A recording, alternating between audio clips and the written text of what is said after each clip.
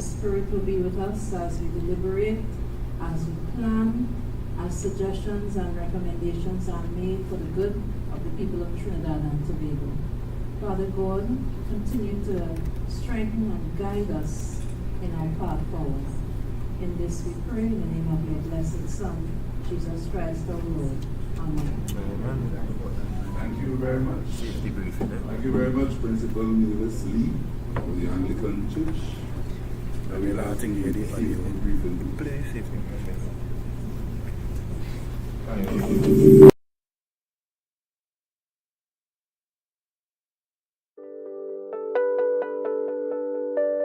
Good day, ladies and gentlemen. Welcome to the Scarborough Library facility. For your safety and comfort, please pay attention to this safety briefing. In the event of an emergency, the alarm will sound. You should immediately evacuate the auditorium using either the 2 exit doors at the back of this room or the main entrance door located on your left. Please observe where your nearest exit is. Note carefully that the nearest exit may be behind you. Upon exiting the auditorium, please proceed to the western entrance of the building and continue.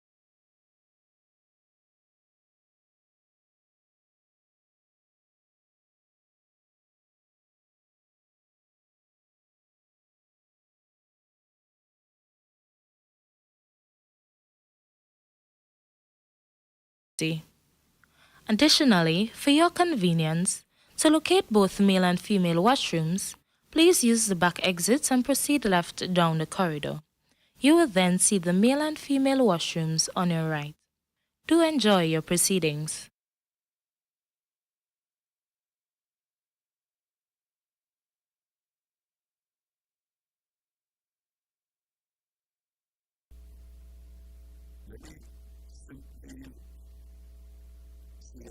Welcome to everybody to listening to this proceeding. I just want to say we wish to start exactly at 1, but due to some technical matters that we couldn't control, we are now at this time. But thank you for your questions. I great patience to be at this point in time, we want to move quickly ahead. And first, let me tell you, I am Arthur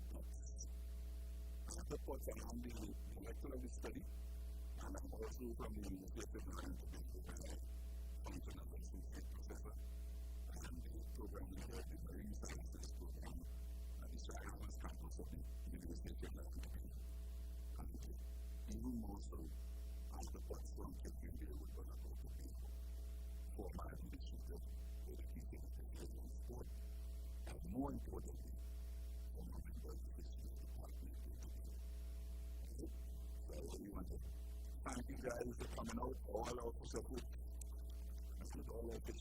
from the various villages and landing sites from Starbuck all the way to Cranton, and of course, the umbrella body of the All Tobago Fisher Folk Association, and the smaller body, Hoyt as well.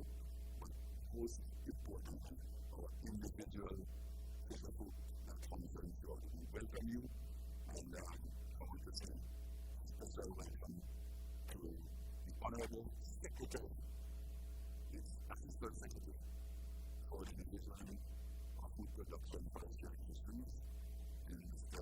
Nigel Tate, the Assemblyman, and of course, we have in our midst the Director of Fisheries as well, Mr. Dar. And we want to welcome you, and as I see in the audience, we have the Oversight Committee Chairman, Dr. Ryan James. We had a committee of responsibility to ensure that we did all technically sound, and of course, we are not sure that we are able to articulate still have work to do. And further to that, I want to thank, and I have another report and I'll have to spend more time describing some other aspects. In the meantime, let me say thanks to everybody for coming out and for making this an important time in your schedule this evening. So without any further ado, and because the Secretary, Assistant Secretary of the Health schedule, we want to move to that point where you have to ask the Assistant Secretary to give us his greetings and the right time, getting to me, be able to say that's the whole evening. So let us give my chance to speak with us at this time.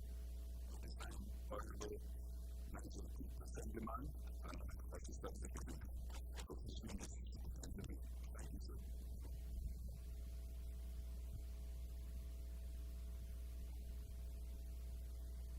Present, good afternoon. Present, good afternoon. Nice. Let me acknowledge Professor Anthony Joseph, UTT President, he's online. Professor Brian Maharaj, UTT Vice President of Research, Academic and Student Affairs, is also online.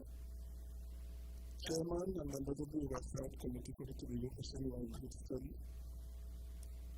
our very own Dr. Arthur Pratt, who is a Tobagonian by birth, Professor and Project Director for the Tobago Fishing Livelihoods Study, Dr. Judy Rock, Associate Professor and Project Advisor for the Tobago Fishing Livelihoods Study, team members of the Tobago Fishing Livelihoods Study, members of the fishing associations and fishing communities, AFA and TUFA. I acknowledge Mr. Vanis James, who is also in attendance, and Director of the Division of Food Security, Natural Resources, the Environment and Sustainable Development, Mr. Guy Buckley. Ladies and gentlemen of the audience, and those who win, and those who are on social media, present could be again. My name is Nigel Tate. I am the Assistant Secretary in the Division of Food Security, Natural Resources, the Environment and Sustainable Development. I'm here to bring a mass, also on behalf of the Tobago House of Assembly. I'm pleased to present on this very significant occasion. The research team will be presenting the results after some 17 months of engagement in the Tobago Fishing Livelihoods Study.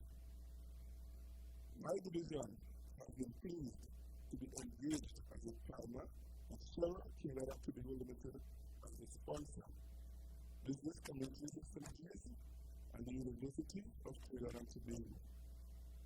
Many of our data collectors providing layman services with the project.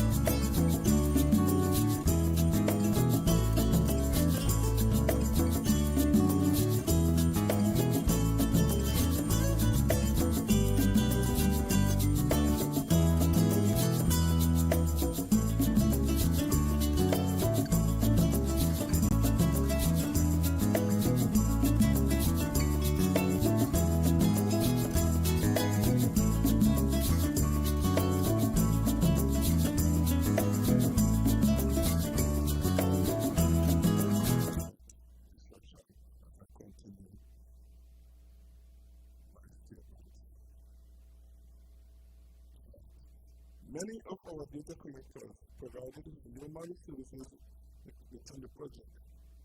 Additionally, the division was paid to provide office space, training, and conference facilities to ensure a successful outcome for the project. We are happy to participate in today's final stakeholders meeting, where the consultants will provide a report and stakeholders, including our vulnerable fisher folks, will be able to provide recommendations as we look forward to the growth and development of the industry. I finally want to wish everyone present in person and virtually success in the deliberations, and I look forward to sharing in the outcomes as my division continue to lead in the development of the fishing industry in Tobago. I also want to thank all stakeholders for your continued support in the upliftment of the fishing industry, and also for the benefit of all fisher folk for making this hallmark for a sustainable future for those who ply their trade in the marine sphere between Tobago and Trinidad. I must say thank you all so much for coming out today, and on behalf of the Division of Food Security, Natural Resources, the Environment, and Sustainable Development, through the Secretary and the Administrator, we want to say thank you all so much for coming out, and may we have a productive session today. God blessings unto all of us. Thank you.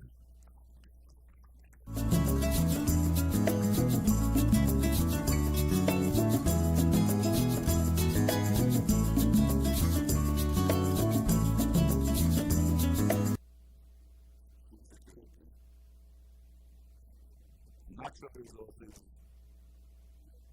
environment, sustainable development, fisheries, and reduction. That is the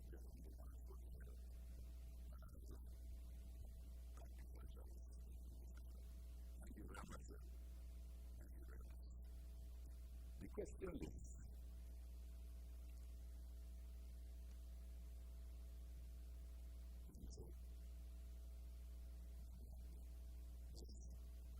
in time, we have to ask a couple of gentlemen if they have to say a few words on behalf of the important partners.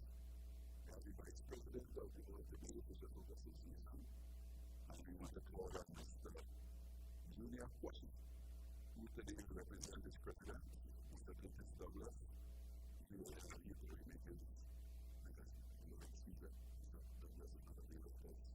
He's over the country. So at this point in time, when the call is requested to say a few words on behalf of the board, the Tobago Fishing Livelihoods Association.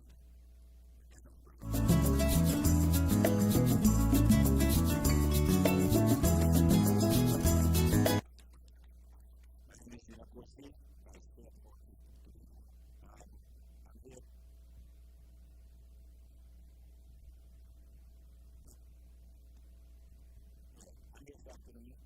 Very brief.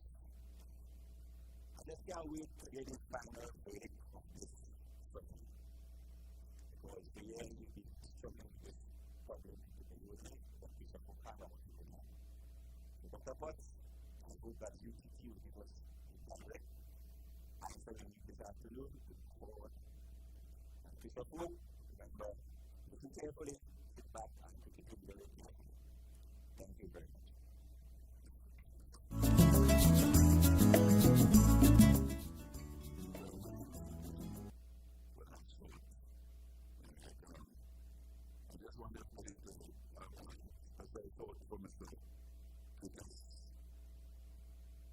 Douglas, he's the president, Mr. Vice President, and he's at this time shooting with an important matter. He's not available for the last few days to decide. So he's separate very much family, and it's important point in time. That is Mr. T. from the Socioeconomics faculty.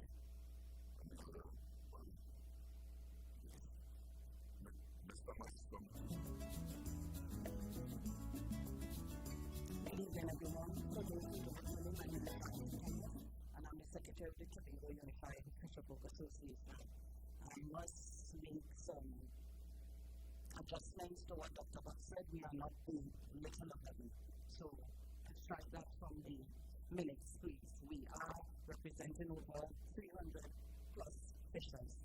Now we are here to listen to what UTT have to say concerning their data collecting. We are fishers. We are people of love, peace, and hope that we have a healthy discussion and we can hear our views in a most manly way, gentleman-like manner. So to all again, we hope you have a productive evening, and thank you, Dr. Cook, for your presence here to answer our questions. Thank you, Madam Secretary.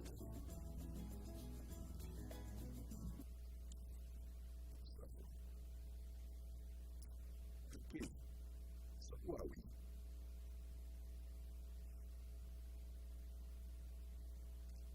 Who are we? Why are we here? And the meeting is objective. So we are members of a team that was selected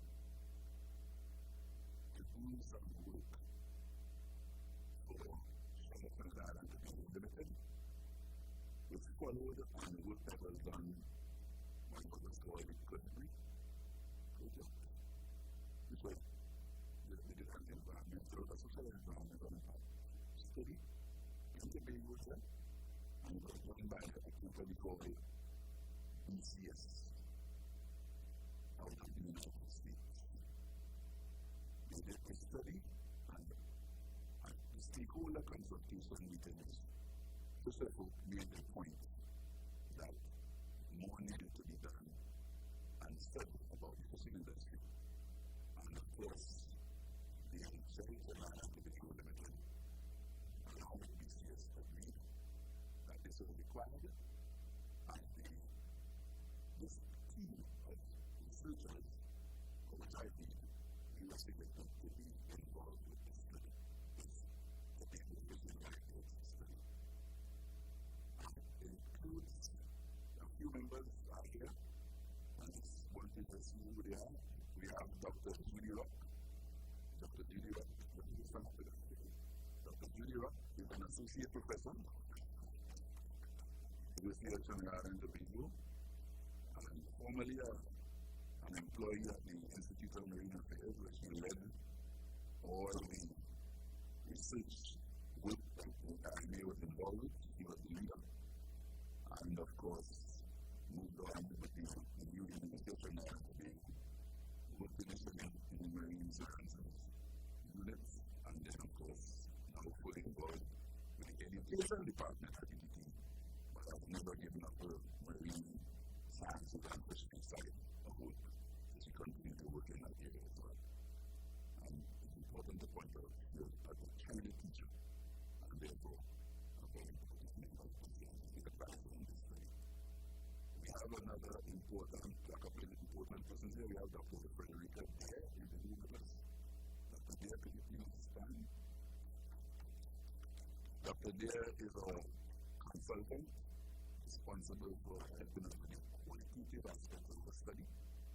And she was the one who worked with a number of youth that were working with the qualitative aspects, where she spoke with you one-on-one and informed fisheries personnel with lots of knowledge. She's a very important person who I know, one person that I know, not seen yesterday, the Honorable Arthur Stewart, very important fisherman in Tobago. She met a number of other persons, and a few Mr. McGill, people like that. And she also held, of course, focus group meetings in different parts of the island, where people came in and discussed 6 major areas that he was concerned about. And so that data will also be included in the final report.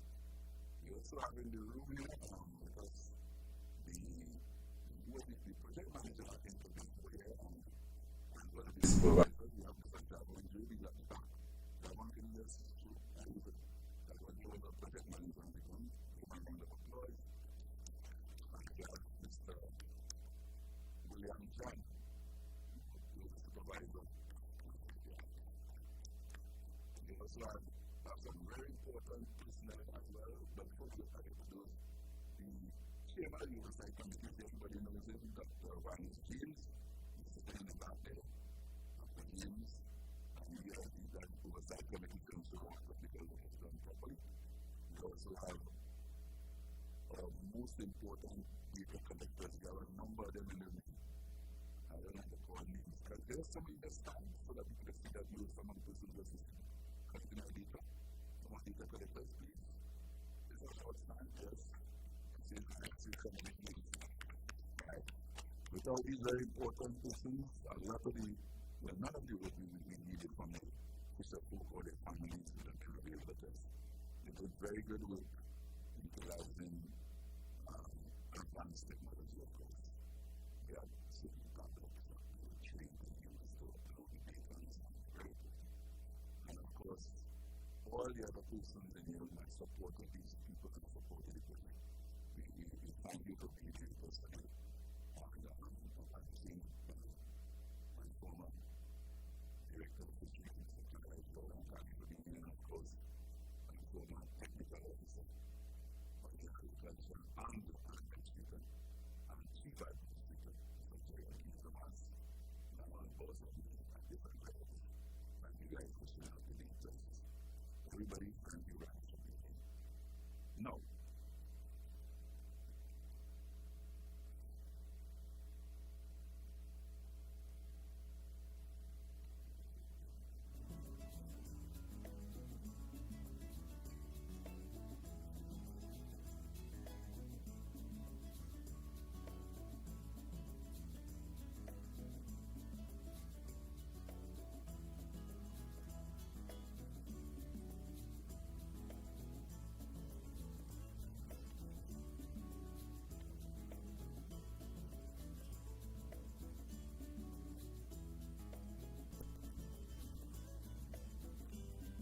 before I mention what the main objective is, let me just tell you, this study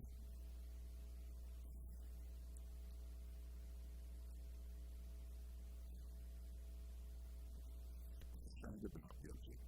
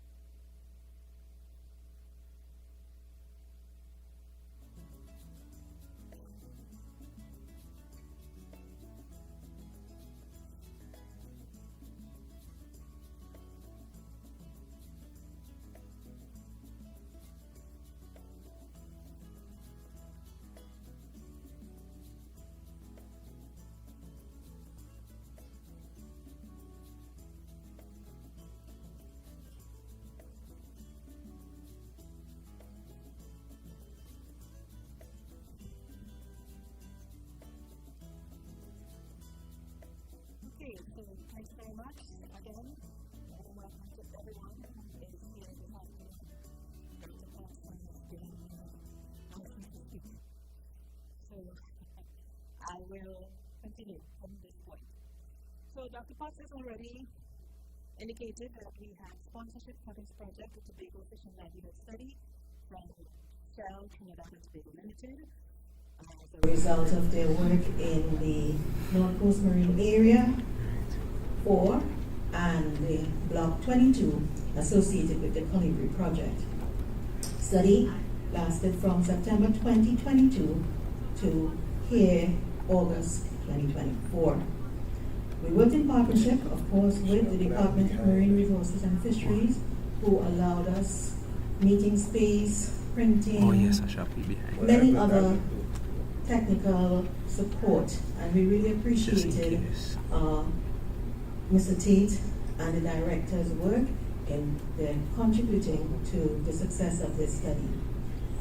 Business Community Synergies is our partner from the USA, and they've also supported the project in terms of our relationship with Shell and working with the Oversight Committee. And of course, we cannot forget all of the fisher associations who contributed their time and effort. We began back in January of 2023, meeting with 16 different associations at that time, and then subsequently meeting with the major umbrellas in the form of the All Tobago Fisher Association, as well as TAFA, Tobago Unified Fisher Association. So in this study, one of the key words is that of livelihoods, Tobago Fishing Livelihoods Study. What do we mean by livelihoods? And that became a key definition around which everything that we did revolved. In this case, livelihoods is a set of economic activities that are used by the households, the fishing households that is, to generate income to finance their desired living standards. So that was our working definition, operational definition in the field, and it influenced how we approached the study. Background, this is the first of its kind, as Dr. Potts had said earlier, in that we want to build and develop further studies from what? A database that we are creating in this study. With your help, many of the people in this room, we were able to create this database. And we are believing it should stand the test of time to inform decision making and perhaps even become a basis for future work. We are providing details about the fishing communities in the parishes and at the landing sites. Dr. Potts and I were engaged in a project back in 2008, and at that time we did a study of fishers in Trinidad and Tobago, but the study part for Tobago was just a sample, a very small sample. This study is different in that we had only Tobago to study, and we tried to encourage as many people as possible. We cast a wide net of all the active fishers who were willing to participate in the study. So that we have some details on which to build our data. As far as the Shell sponsorship was concerned, there was this question about what would be the impact of the Colibri Project on communities, fishing communities in Tobago. And so on this map, we have illustrated that North Coast Marine Area 4 as well as Block 22. As you see, Block 22 has an A and a B part, as well as the North Coast Marine Area 4. And if you notice to the left of them, you have Block 21, and then you have North Coast Marine Area 2 as well as 3. So many of the fish landing sites and communities on the Caribbean side of the island face directly on the North Coast Marine Area 4 and Block 22.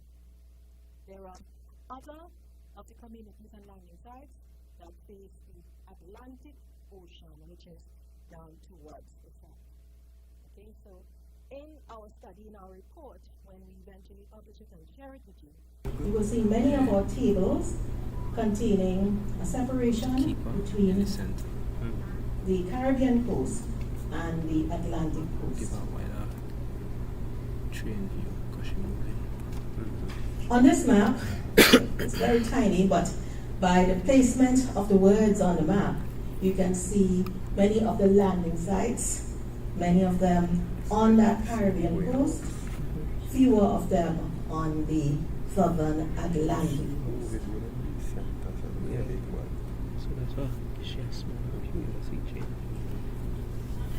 So our purpose, the UTT, with all our partners, was invited to prepare an independent analysis of the Tobago fishing livelihoods. And this analysis was designed to prepare a database as well as recommendations that Shell Trinidad and Tobago Limited, the THA, and fisherfolk themselves can use to engage mutually in beneficial ways to support all of their livelihoods.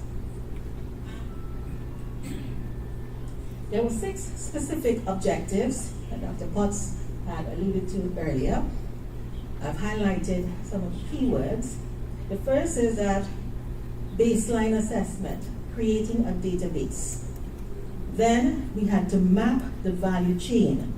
What value was added as the fish move from being a resource that's harvested to a food source to the people in Tobago. We needed to provide a better understanding of the economic impact of the fisheries, especially so for those communities on the Caribbean coast. Provide recommendations for Shell Trinidad and Tobago Limited, THA, non-government organizations, fisher organizations, and even down to the level of an individual fisherman can walk in and find information about their particular landing or about their community. That's what we were aiming at. We had to define in a quantitative way. Many of the studies that we've looked at in the past, when we looked for the literature review, they were more of a qualitative type, where they were described. Here we had to get data and do statistical analyses in order to inform the decision making. So we looked at the quantitative impact or benefit of the local fishing industry on the Tobago GDP.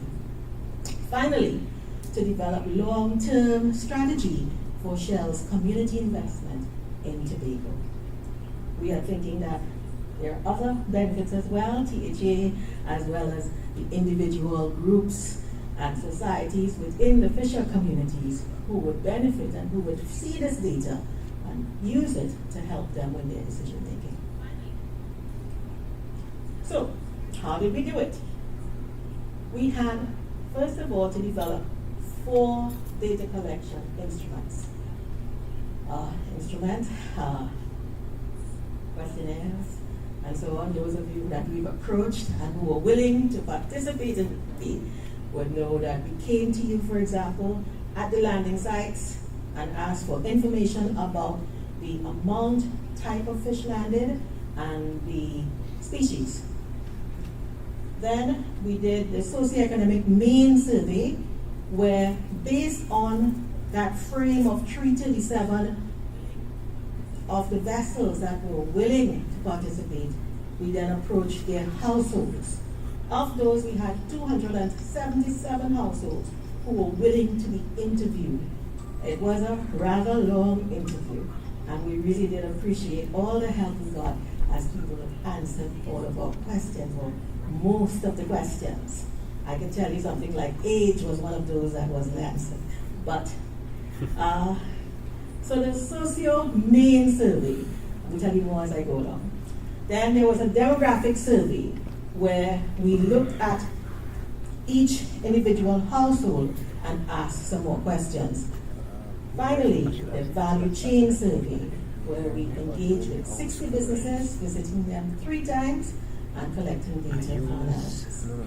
So those were the instruments, and they were based on the methodology from the Food and Agriculture Organization of the United Nations, their 2017 advice on collecting socioeconomic data.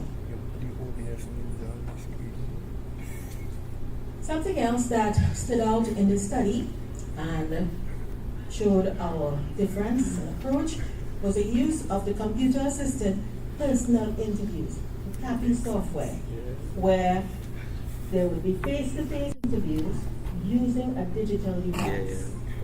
The digital device allowed us to input the data and have it in real time added to the database. However, in the background, we had our project manager and the supervisors cleaning the data, asking questions, having our surveyors go back into the field and resolve certain questions, or making sure that the interviews were completed before they were added into the database. So that was one stage of ensuring data quality as we went along using the digital data collection system. This data entered into a database that was prepared by Mr. Edwin St. Catherine, our first digital specialist on the project. Next, because we were collecting all of this data of 4 sets of instruments, we had a quantitative focus. We had to determine what statistical analyses were used in looking at this data. When we show you eventually the report, you will see there's many tables in there where we have put in the information directly, so you can read it for yourself, and then from there we put in some statistical analysis as well.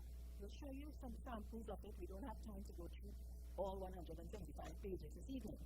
So we picked some of the areas in each of the 6 chapters to illustrate what is there.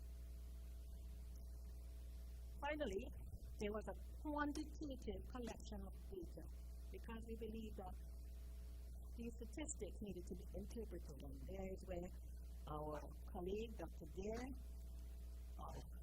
did the semi-structured interviews, 28 of those, plus the 4 focus groups, and we collected this qualitative data in order to help us answer 6 questions. We just focus on 6 to help in analyzing some of the information or giving rich depth to the analysis of the data that we saw. So here we go with chapter 1, the demographics of the captain and crew. This was based on the first and shortest of the instruments, the Fisher Captain and Crew Household Demographic Survey. Just about 10 questions on that instrument. Here we try to get information on the fishing household distribution, where they were located in Tobago, the size of the households, educational levels, and skill training of the members of the household. Key findings. Most vessels they had a captain and a crew with 3 or fewer dependent households. The captain and maybe up to 3 crew members, and each one having a household. Okay? And 85 thereabouts % of all vessels had 6 or fewer dependent members. Now, there were several households that had just the 1 person. Right? But then there were others on the other end where you had up to about 8 people living in a household. And on average then, it came down to about 3. Right? The majority of vessels were associated with household members in the 30 to 40-year age group. Relatively young population. And this went against what I thought. I thought we would have had an aging population. But here we saw a relatively younger population, and therefore the presence of a possible workforce to support an expanded fishing industry. This map, Mr. Javon Job, our project manager, created. Here you're seeing the parishes in Tobago. Before the green one, before the landing sites. In this one, we have the 7 parishes. There are 3 parishes.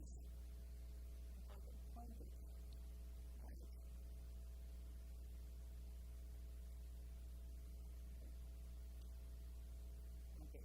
There's down in the southwest, you have the parish of St. Patrick, then we got to St. David, and then St. John in the northeast. 3 parishes facing the Caribbean coast, and then 4 parishes facing the Atlantic coast, St. Paul, St. Mary, St. George, and St. Andrew. Based on the last published census, 2011, you can see that the majority of the population in Tobago lives in the southwest. That's where we have the reddish color, right? And the least population is up in the northeast. But on there, Mr. Job included some bars.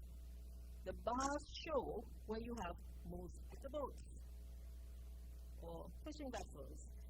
So while most of the population is living down in the southwest, most of the fishing vessels were located towards the north and east. Right? So that says something about the logistics and how we're going to be distributing the fish once it's landed.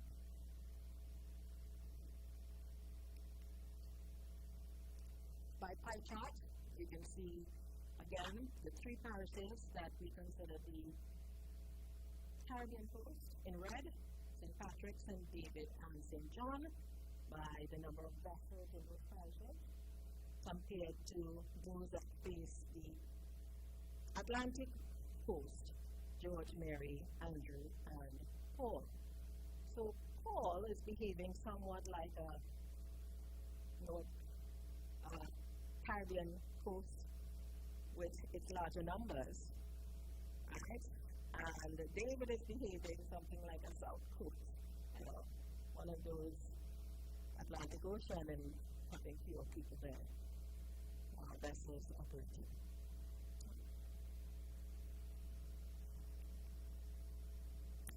For those who don't know and those online who are with us, these are the vessels we're talking about. The one closest to us in the foreground is a pirogue, and the one towards the back, away from us, that is the semi-industrial vessel, fishing vessel. There were only 6 of those semi-industrial fishing vessels in our survey, right? So 6 out of 277. So the other 271 were pirogues, right? And 6 of them were the larger semi-industrial vessels. Therefore, this is the most common of the fishing vessels that we encountered in Tobago. SpongeBob, doing a typical example. All right, so the key findings of Chapter 1. As far as education goes, formal institutions trained only a small number of the household members. Many were relying on experienced relatives to train on fishing. In other words, we were picking up a generational aspect to the fishery where they were related to each other, a grandfather, a father before, and so on. Household dependence on fishing varied across and within parishes. So it was difficult to say, well, they were most in the Caribbean coast and least in the Atlantic coast. There were some places where you had many boats landing or many vessels landing, and others where you had fewer vessels landing. Okay, like for example, Kilgwin with the airport and so on just doesn't have as many vessels there anymore, right? On the other hand, Delaford and some of those places in the south have many vessels landing. Similarly, in the north, you had some places where the type of fishing, like where we had the Seine, Bloody Bay, right? Very few landing there compared to a place like Palatuvier, Castara, and so on. So there was a mix. But by and large, most of the vessels were landing in St. John, St. Paul, and St. Patrick.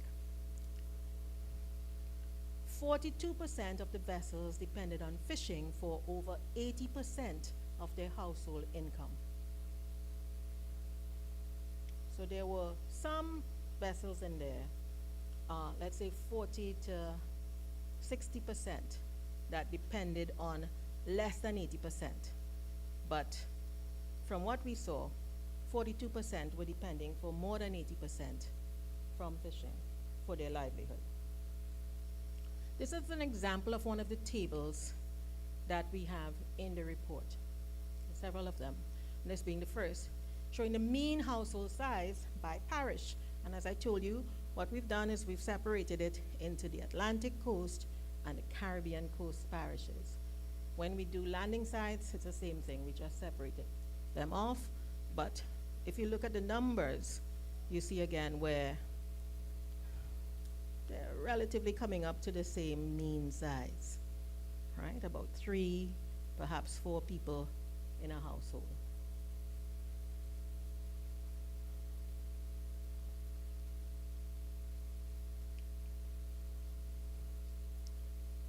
Here we are with one of our data collectors using the device, the CAPI methodology, to collect information.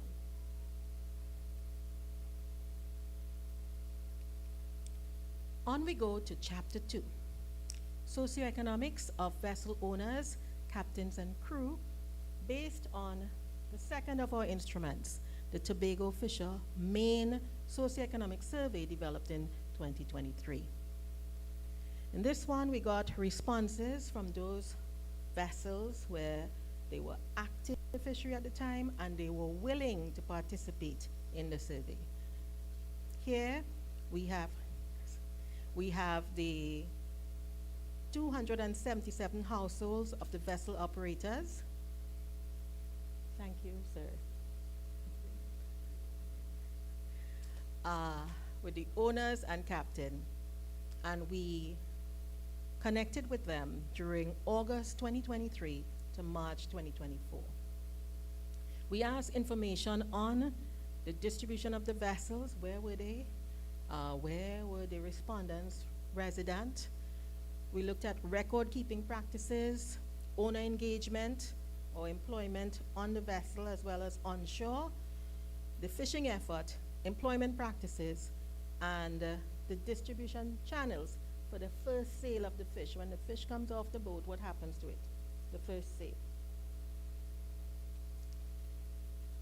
Most operators were residing in the parish or community from which the vessel operated. So if they were in the north, more than likely they lived there along the Caribbean coast.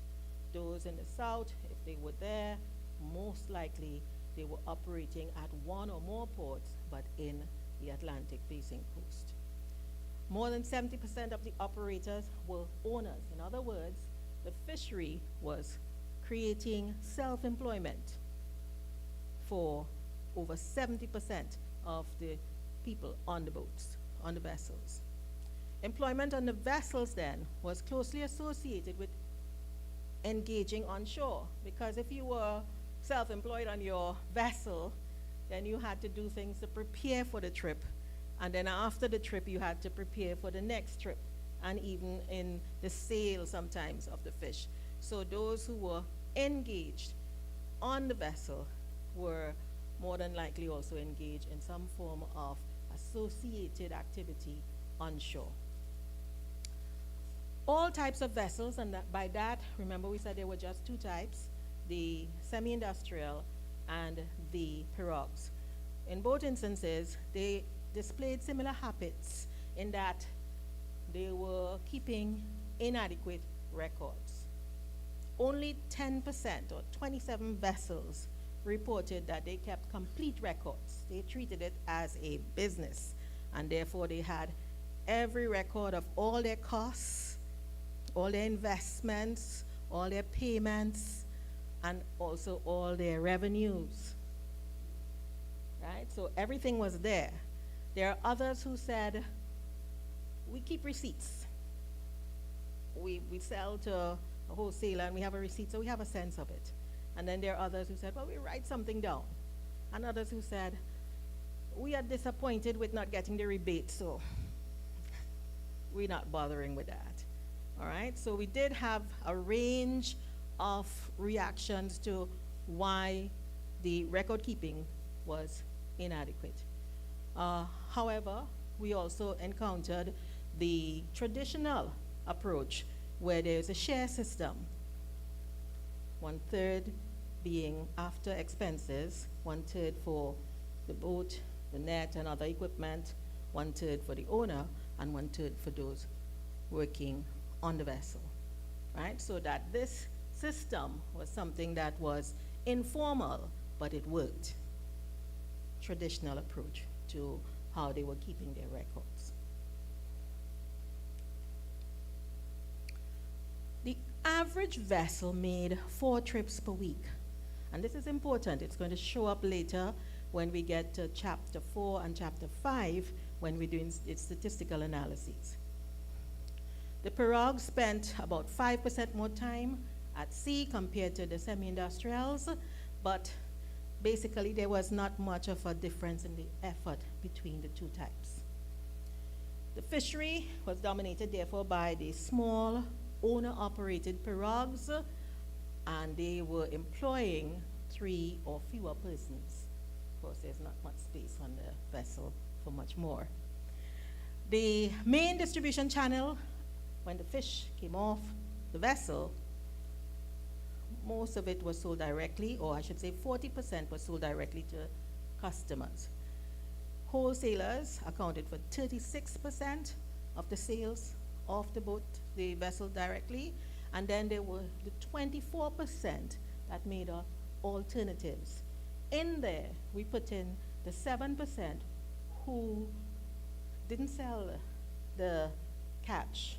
They used it to supplement household diet, the protein. Okay? So some was not sold, kept in the household or shared with the community. Something that showed a value beyond the economic, where they were doing the social aspect to the fish landed. So the fishers, therefore, are heavily oriented to selling their fish, right? 40 and 36 at 76%. And then in the 24, some others were selling as well.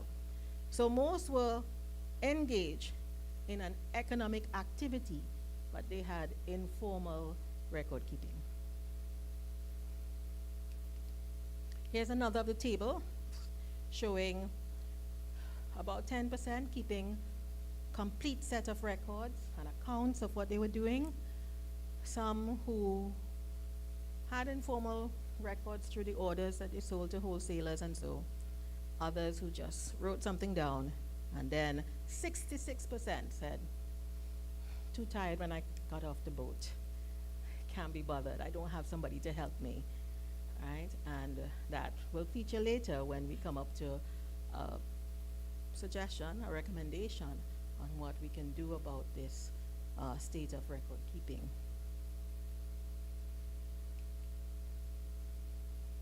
So we're leaving.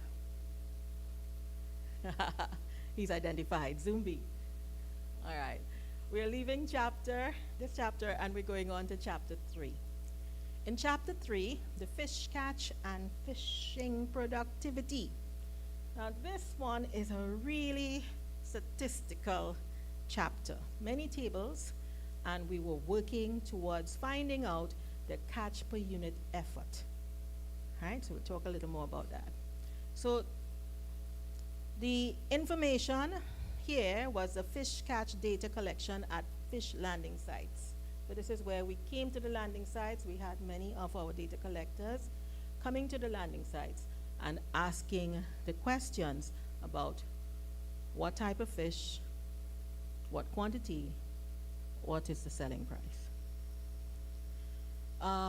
So we had to characterize that data across the fish landing sites and also according to the parishes. And as we said, we separated them into the Caribbean facing and the Atlantic facing coasts. Some of that data became critical for the analyses that we did later in chapter 4 and chapter 5. Of the species, dolphin fish, snapper, cavalli being the largest volume reported, caught.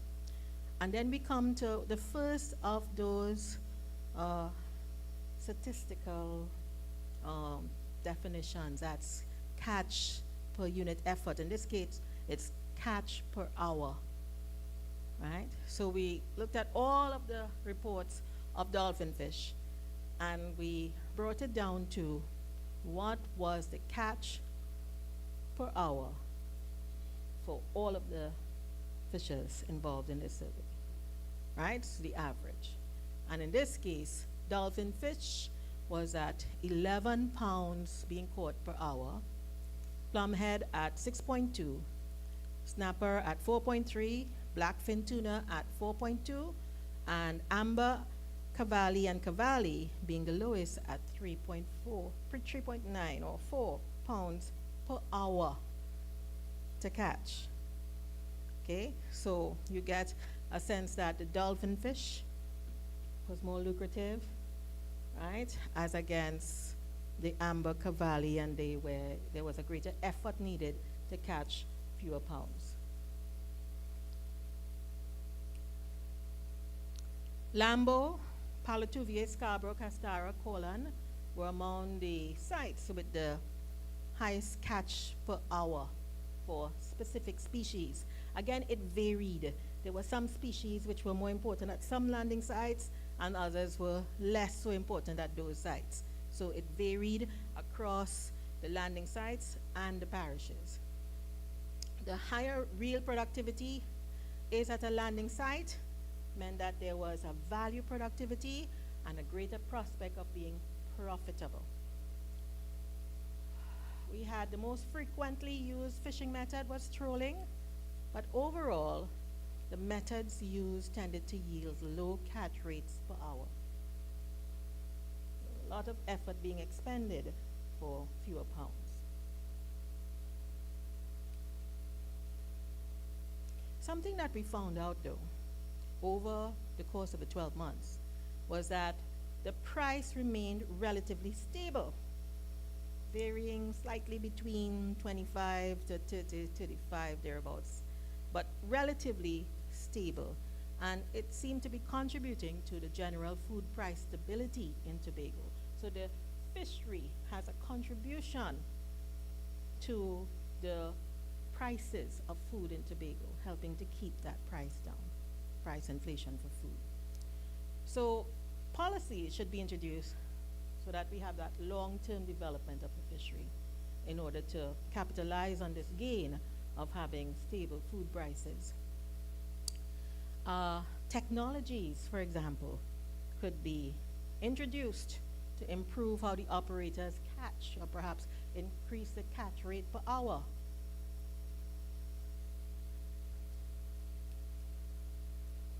So we're leaving chapter 3 and moving on to chapter 4.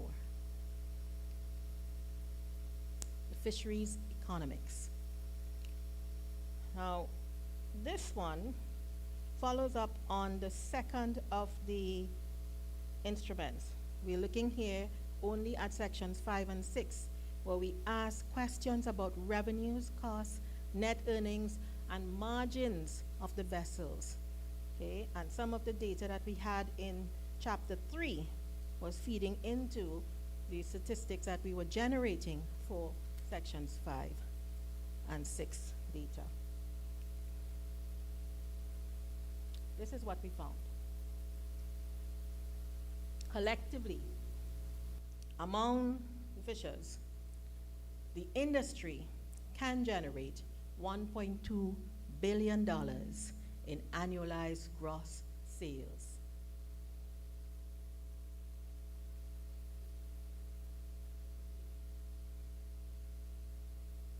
Palatuvier accounting for 24% of the total, simply by the number of vessels there. However, there were vessel costs, right, including fuel, personnel, the operations and repairs, maintenance, other costs, and reinvestments, and so on. Now, we'll talk more about that later. That gave us a bit of concern, because when we asked the questions, people had to remember, because they weren't keeping the records. And as a result, we have a little uncertainty here about if they actually captured all of the costs. That, for example, just the cost of going to get the gas to come back is a cost, but is it added, right? So there were some of these things that were not recorded or were not remembered, and we'll talk about that a little later on. But overall, the industry invested $14.1 million over the year, and again, Palatuvier, by simply having more of the landings and more of the vessels landing there, having the largest share of investments. The average net income, therefore, for the vessels that were active and participated in the study, almost $3 million annualized on average. There were some vessels that would have done better because they had a higher catch rate, and they also expended more effort and time. There were some that didn't do as well because they didn't go out all of the months of the year, and they told us so, and so on, right? So the fishery as a whole is generally profitable, with a mean net income of about $3 million annually. The semi-industrial vessels generated $13.3 per pound, which was similar to the pirogues, which had about $12.9 per pound. So that the effort to go out in a semi-industrial, it didn't really make that much of a difference to somebody who was on a pirogue as against in a semi-industrial. The annual net value contributed by landing sites in the fishery was therefore $685 million. Of that, the wage share being 14%.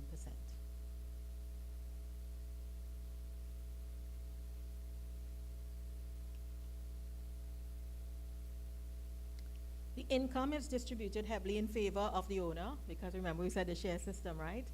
After your expenses, then you have the owner of the equipment, then the owner, and then if the owner is working on the vessel, right, as part of the crew, so that the owner, as happens in most artisanal fishery, would therefore have much of the income distributed.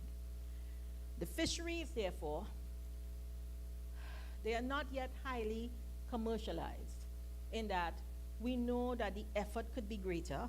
There are challenges, sargassum and other things. There was a oil spill down south, and people might have not wanted so much fish around that time, etc., etc. So that the fisheries are not yet highly commercialized, right? And the business practice of not keeping records keeps it as an informal occupation. But when you consider the capacity of this industry, right?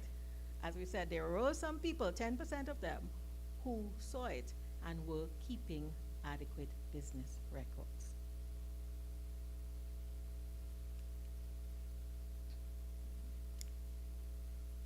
We come now to chapter 5, the last of the statistical chapters. Here we're looking at the fish value chain. Now, what's a value chain? You think of food chains in primary school, secondary school, where you have one end being a producer, and then a consumer, and then a larger consumer, and so on. And in the fishery, you know about those that are herbivores, and then the carnivores, and so on. Here in the fishing value chain, we expect that the fish is harvested. It is landed and sold. We said most of it was sold. Sold at a price. And then the person purchasing this fish is either going to consume it immediately or they're going to sell it with a markup. Right? And they in turn may use it, consume it immediately, or sell it again with a further markup. So we were looking at this chain of the markup, the increasing value as this resource is transformed into a source of food.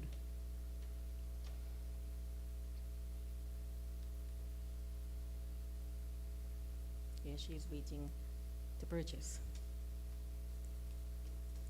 So, it's the first of its kind in that we've had data collected, right? How many fish landed and what was the price and this month, that month, what have you. Here, we're looking at what happens to the fish as it moves through the economy. What value is it adding? And so the data was collected from 60 selected businesses within the communities. We had 3 visits during 2 quarterly periods using the Tobago Fish Value Chain Survey instrument.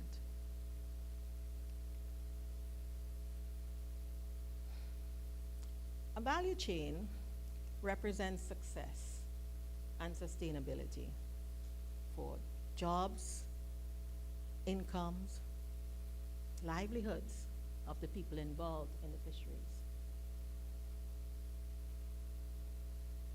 So each of the entities that was involved in purchasing and selling became a link within the chain. And at each of these links, we were examining what value were they adding onto the resource.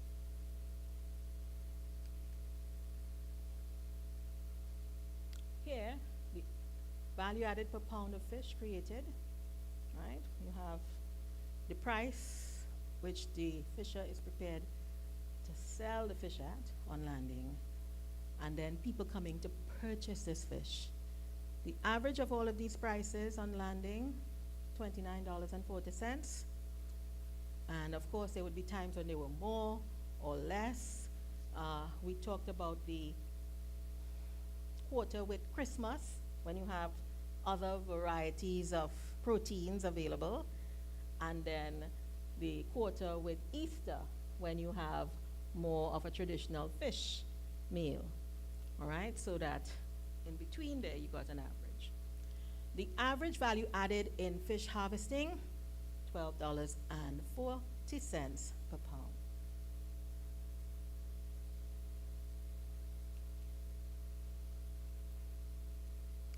Of the entities, the business entities that we approached, 86% of them were involved in some sort of food service activity, and they were creating ready-to-eat units. We counted each product that they were selling as a unit, and they were selling these fish products as fish meals, fish and chips, or just people just wanted a fish barbecued or so, cooked fish. The value added in the selling price increased when that commodity was prepared for the next person along in the value chain. And the communities, it varied again. There were some communities, if they were engaged in, let's say, tourism, there would be a higher value added at some places, right? As against other places where there wasn't that, it was just for the local home consumption.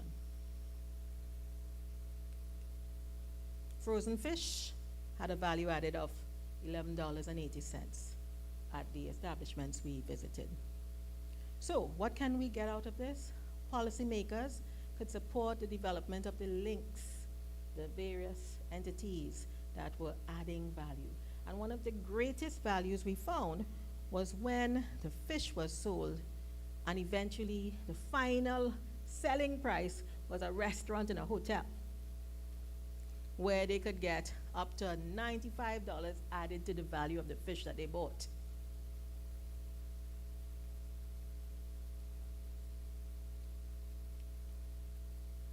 So, there's investment along the links in the value chain, and if those were further developed, we could boost demand for the fish, right, from the fishers, and increase the livelihoods of those involved in this part of the economy. Here's a simplified diagram where we try to explain the complexity of the value chains. So it wasn't just the one chain, right? You had a chain could be as short as you land and you sell to the consumer. Or a chain could be as long as you land, you sell to a primary dealer or processor who would then sell to a secondary company who would then sell to a restaurant or a hotel before the final consumer. And there are any number of combinations in between.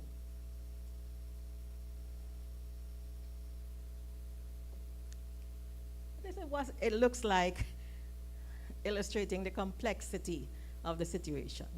Okay? At any point, the fish is landed at a price. We have the prices at the bottom there. And then it is sold along the way. Value is added until eventually it gets to the consumers.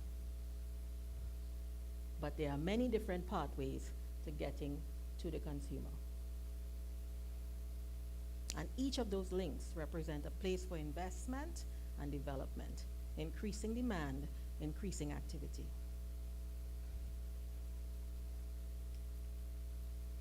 It's one of the problems that was encountered during the year, yes, the sargassum, right? And there are others too. We know of other boats from other places, right, coming in and affecting our catch rates here in our waters.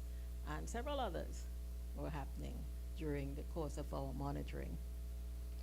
So we come to then chapter 6, policy implications, summary recommendations, and of course, we would speak about some of the limitations of the Tobago Fishing Livelihoods Study.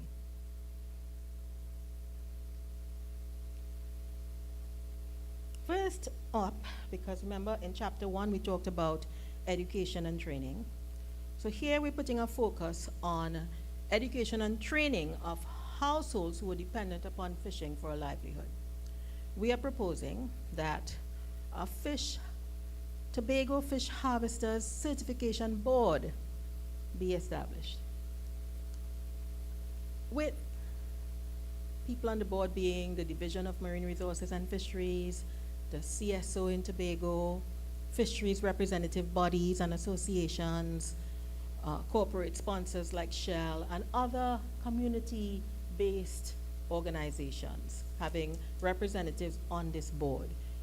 This board can then work towards developing criteria for registration and certification of commercial fishers.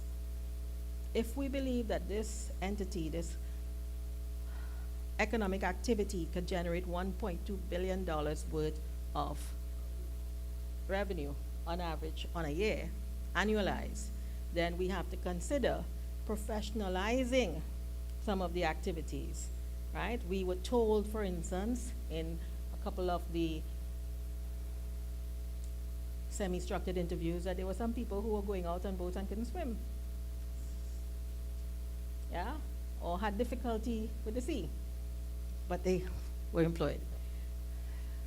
We'll talk about that in a bit, but the point being that safety at sea and other things that goes into creating a level 1 apprentice fisher, and then from there, a level 2, right, with diving and what have you, should be industry standards and norms. The board could also consider advocacy in terms of working with the different organizations and partner groups to enhance or engage in public relations on behalf of the professional fishers in Tobago. Long bit to say, things like sargassum and other situations that are occurring in the fishery should be dealt with in a cooperative way, right? When we pull aside, then we don't see the value, and, well, as we saw in the fish chains, the fisher gets a constant price, right? But as the fish moves along from being a resource to being a food source, it increases in value. And unless a fisher has a restaurant, then that extra value isn't achieved in that household. So we need to have some sort of organization that helps us in dealing with that, plus some of the other problems within the fishery. We need to promote technology upgrades, improve the fishing business model, especially to improve the catch rates per hour. 1.2 billion is what we're talking about for what we're doing right now. If we were to improve the catch rates, okay? Now what does this mean?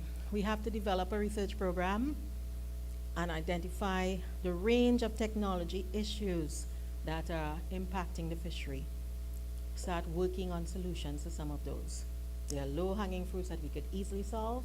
There are others that will take some more time and development, and perhaps some of the youths coming into a place like UTT and developing a study and coming up with a solution to a specific problem. We have to improve the net value added. One way is to reduce costs. A simple way would be to sell fuel to a fisherman at the wholesale rate and perhaps at the pump. We heard that this was in place at one stage, and then a few people, and it was stopped.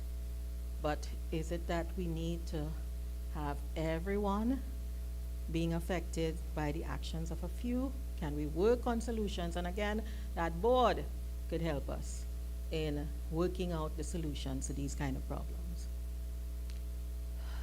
The board and other industry stakeholders should also consider undertaking a comprehensive research on the maximum sustainable yields of the exploited species. We are saying that we should have an increase in the catch rates, but do we know? Do we have a scientific basis on some of those exploited species that we are harvesting? So we believe that research should be done in that area. The fishery is dominated by small pirogues, and some of that, as we said, is generational. Grandfather telling grandson and so on. Is there need to look at the equipment, the techniques that are being used, and enhancing some of these so that we can improve the catch rates?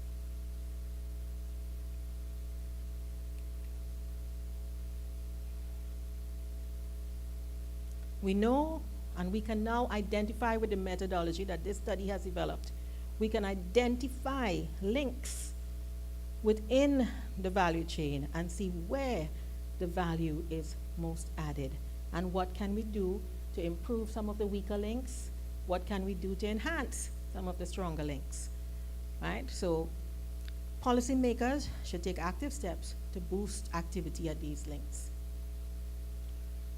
If we're going to have upgrade of the vessels, the gear, then financing is another area that the board could also advocate for. The price of local fish is broadly the same across all links. Everything starts at the 29 point, right? And then the value is added at other places. So we have to understand that there's a disadvantage to the fishers themselves because their price is remaining constant, right? Or just fluctuates from season to season, not that much, right? So we need to figure out what's happening with that source of income, right? And look at it in respect to the rest of the prices, right, in the fishery. Finally, for improving the net value added, perhaps the board can consider a centralized fish market with refrigerated storage facilities to reduce the perishability of the fish.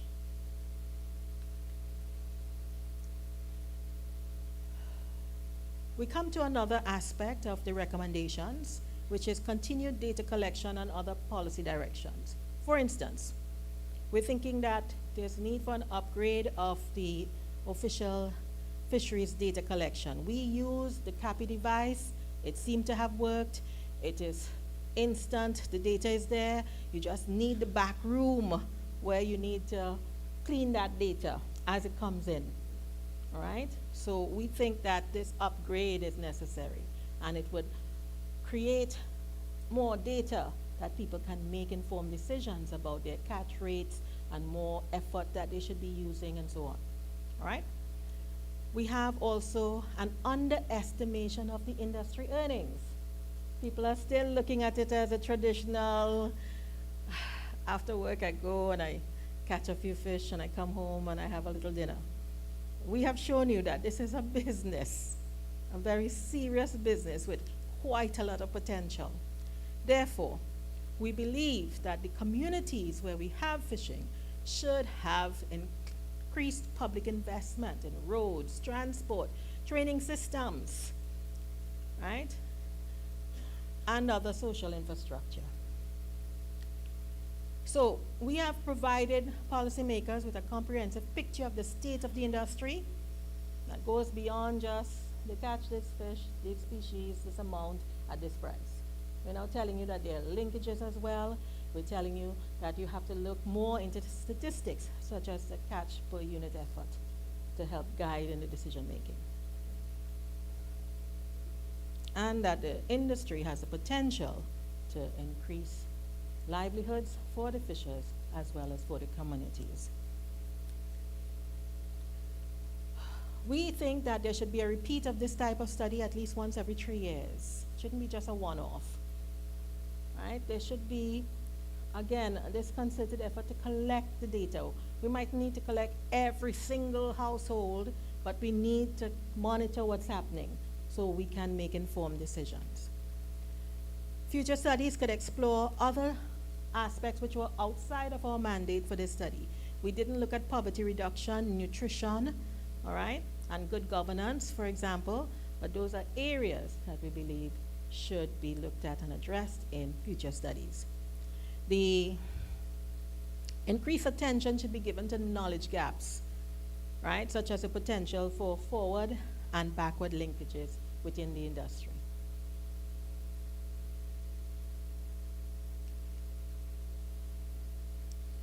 Collect more data to fully clarify employment along the entire value chains. For example, we were looking at value chains when we started, and then we realized the complexity of the situation with any point, right, and any pathway being developed as a chain. And we think that there's more that could be explored here, such as specific target species, what's happening with the dolphin fish, what's happening with the snapper, right? Those should be addressed. And then review the study, because we want to see that it's compatible with future studies, that some of the definitions and so on should be reviewed, revised perhaps, so that we can have comparative studies going forward. Here we come to our caution. And the caution really has to do with the quality of the available data. And these shouldn't be disregarded. In particular, we showed you that we had a lack of record keeping, and that affected how we analyze the value chain, right?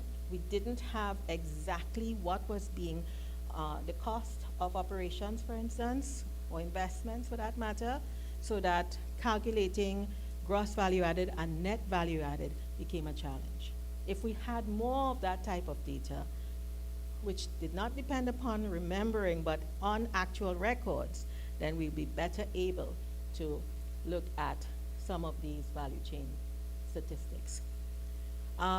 So the limited record keeping, right? And we know some people say, I get off the vessel, I'm tired, I cannot do it, right? Or I have nobody to help me to collect this data, and so on.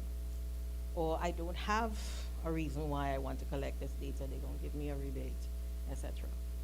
We are thinking that just as we are saying that the digital devices could be used for the formal. Then an app could be developed that fishers themselves can use to put in their cost, their revenues, just quickly on a phone app, right? And try to keep track of their records. And of course, training. So, I've reached a point where I can settle down quietly and ask Dr. Potts to continue on the section on recommendations, questions, and answers. Thank you.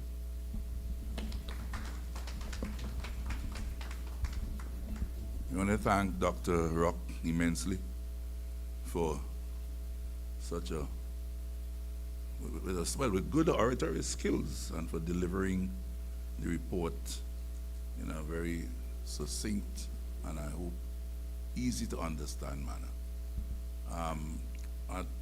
We're getting to that point now because time is of essence. We have until 4 o'clock, but we need to ask people in the room to use this whole hour, if you want, or the whole 50 or 40 minutes left to ask your questions or make recommendations to do whatever is required. And in so doing, I just want to I omitted because I didn't recognize a very important person that I see show up here this evening, and I'm sure most of you will agree with me that we didn't mention Mr. Errol Caesar. Mr. Errol Caesar, former Deputy Permanent Secretary, more importantly, Administrator in the THA, and even more importantly, Director of Marine Resources and Fisheries in this THA, and a man who has given real human service to the fishing industry in this island. In fact, when I came home to be working in fisheries, much of which I got to learn and work closely with was coming from Mr. Caesar, Mr. Yates, and Mr. Holmes. 3 very important names in the fishing industry in Tobago. So welcome, Mr. Caesar. Thank you for our presence, right? Without any further ado, members of the audience, let us hear your comments, your questions, your recommendations.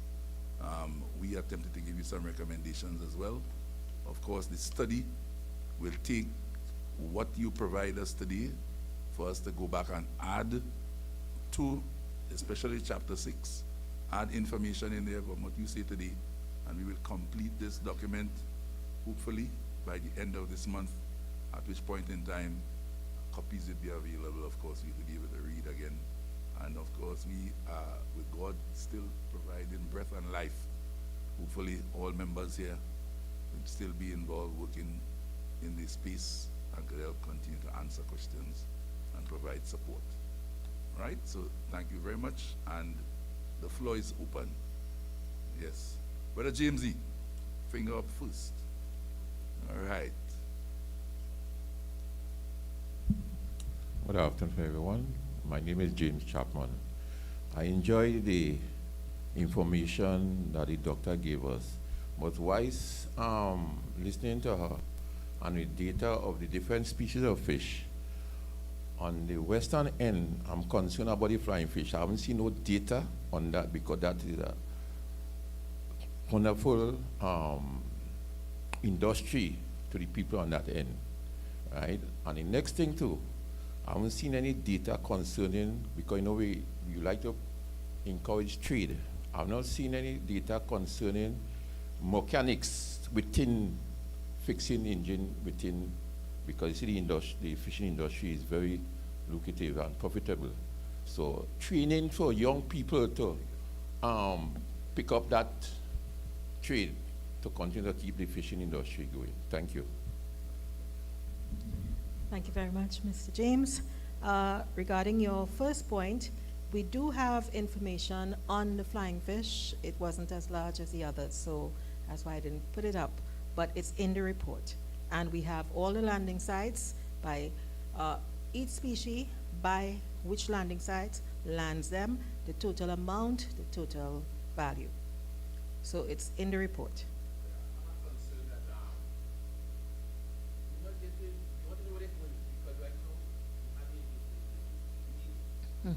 Sagasam.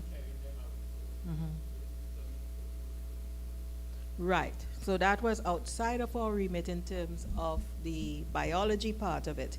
And we have suggested, one of the recommendations is that if we do have target species and we are depending upon them and we want to increase the catch per unit effort, then we need to do studies, more studies, biological studies on these. The other question was? Right, engine repairs. That's an excellent suggestion. The associated livelihoods in terms of small engine repairs and so on, either for fishers themselves or for people who could enter the industry and enlarge it in terms of associated livelihoods with the fisheries. So therefore, trading, and again, the board can recommend and perhaps identify places where such training can exist. I know that we have MIC in Tobago, right? And perhaps that is an area where they can extend that type of training in Tobago. Yes, good, very good questions, Brother James. Additionally, our fisher folk used to get training from the CFTDI, the Caribbean Fisheries Training and Development Institute from Chaguaramas. And there was a time when it was a continuous annual involvement in Tobago's fishery. They used to come up here and be involved with training and all that. And we did not get much information during the last year and a half that activities like that was continuing, providing the kind of training in small engine repairs, net mending and building, safety at sea and so on, sort of like it used to be in the recent past.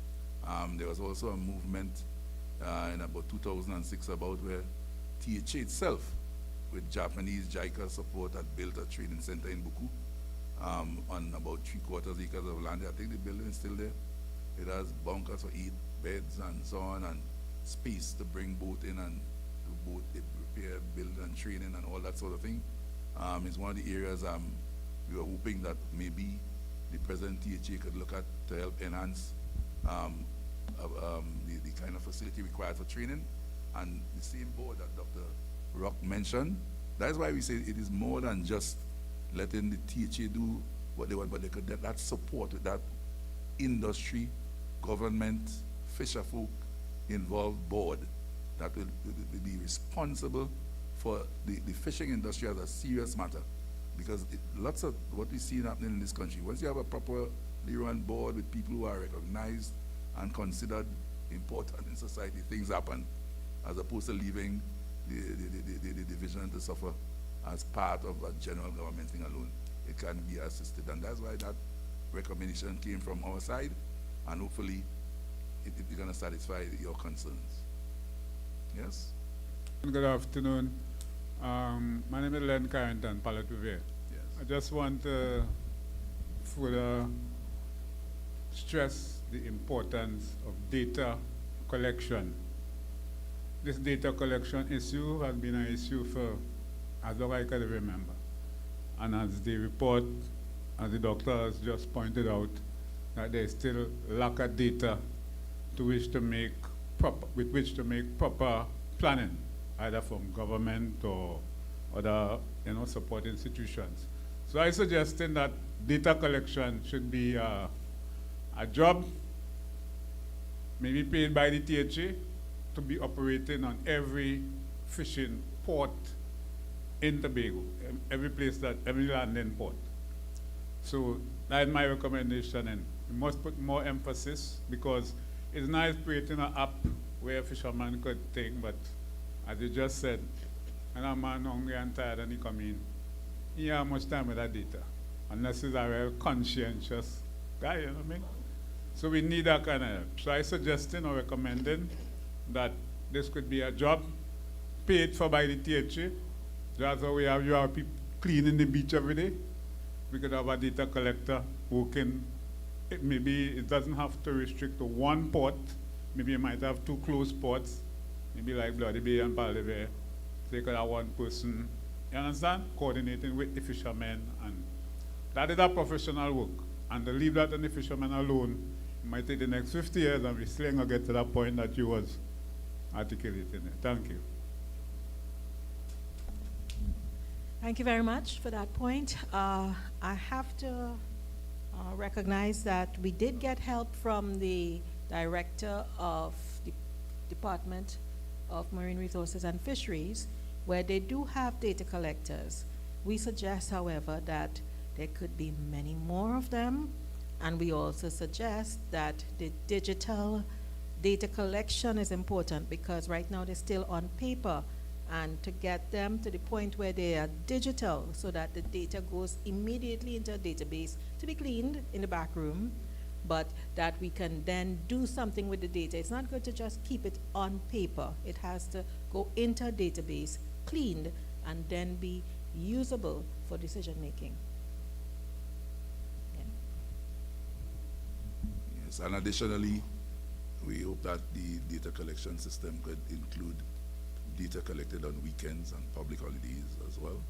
I'm sure, and the bottom line there is fisherman comes in when fisherman comes in.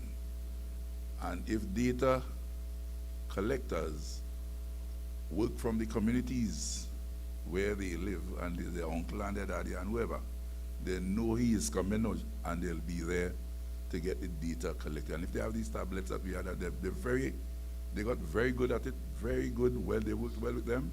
The data is easily collected and uploaded to the central office where the data manager could manage that data, and later on proper records can be put in a way as to advise on a number of things. When I was there, paper and pencil was the thing. This level of technology was not there. And there were times, Mr. Caesar and I, we'd get together and we used to bring in a young man called Mark Scipio, a bright fella. Bright fella from Camby. So work Roxborough Sec. He used to come in and help us analyze that data and put, and a lot of the graphs and tables Ural and I used to be able to produce came from that kind of support from that time. So within that time to now, technology has provided that, and that's one of the things we got from our data statistician people that helped us in collecting this data we can. So thank you very much, Mr. Carrington. You're on point, and we love that recommendation. Adimas. All right. Good afternoon. My name is Kerry McCool. I'm a representative for Scarborough, the Scarborough acting president, also a trustee on TUFA. And I must commend you all and everybody who took part in the data collection and with the presentation, because honestly, it was very good to hear where we can also be encouraged to make the industry go further, see its potential, because a lot of us do not know the potential of the fishing industry. We don't know the gold mine that we actually have, right? You have made some suggestions, which they are good, but we do believe that they would need some improvements as well, because even to have a board to manage, right, the fishing industry, you would need fishermen on board as well, right? Because that is very important. Because while you may have people who are skilled in different aspects of business, the business itself, the production of the business itself, that knowledge is with the men and women who partake in that business. And I am very appreciative for the awareness, the amount of awareness that you have brought to the table there now, because now people can recognize that fishing is not just a dunceman thing, he and make it in life and he go out and he do some fishing, and you know, we come to realize that we can see by your research that fishing plays a very important role in the development of the community as well, because it does provide a lot of jobs. Besides the fishermen themselves who are aboard the vessels, there are vendors, there are fish cleaners, there are processors. I myself was fortunate to be part, and you mentioned an important name as well earlier on, Yates, right? Yates, they were involved in fish exportation. We were involved in fish exportation at one point in time as well. So we understood from back then plenty of the fishermen would even know me from them times as a young boy growing up and being exposed to that. We see where there's potential to expand the market.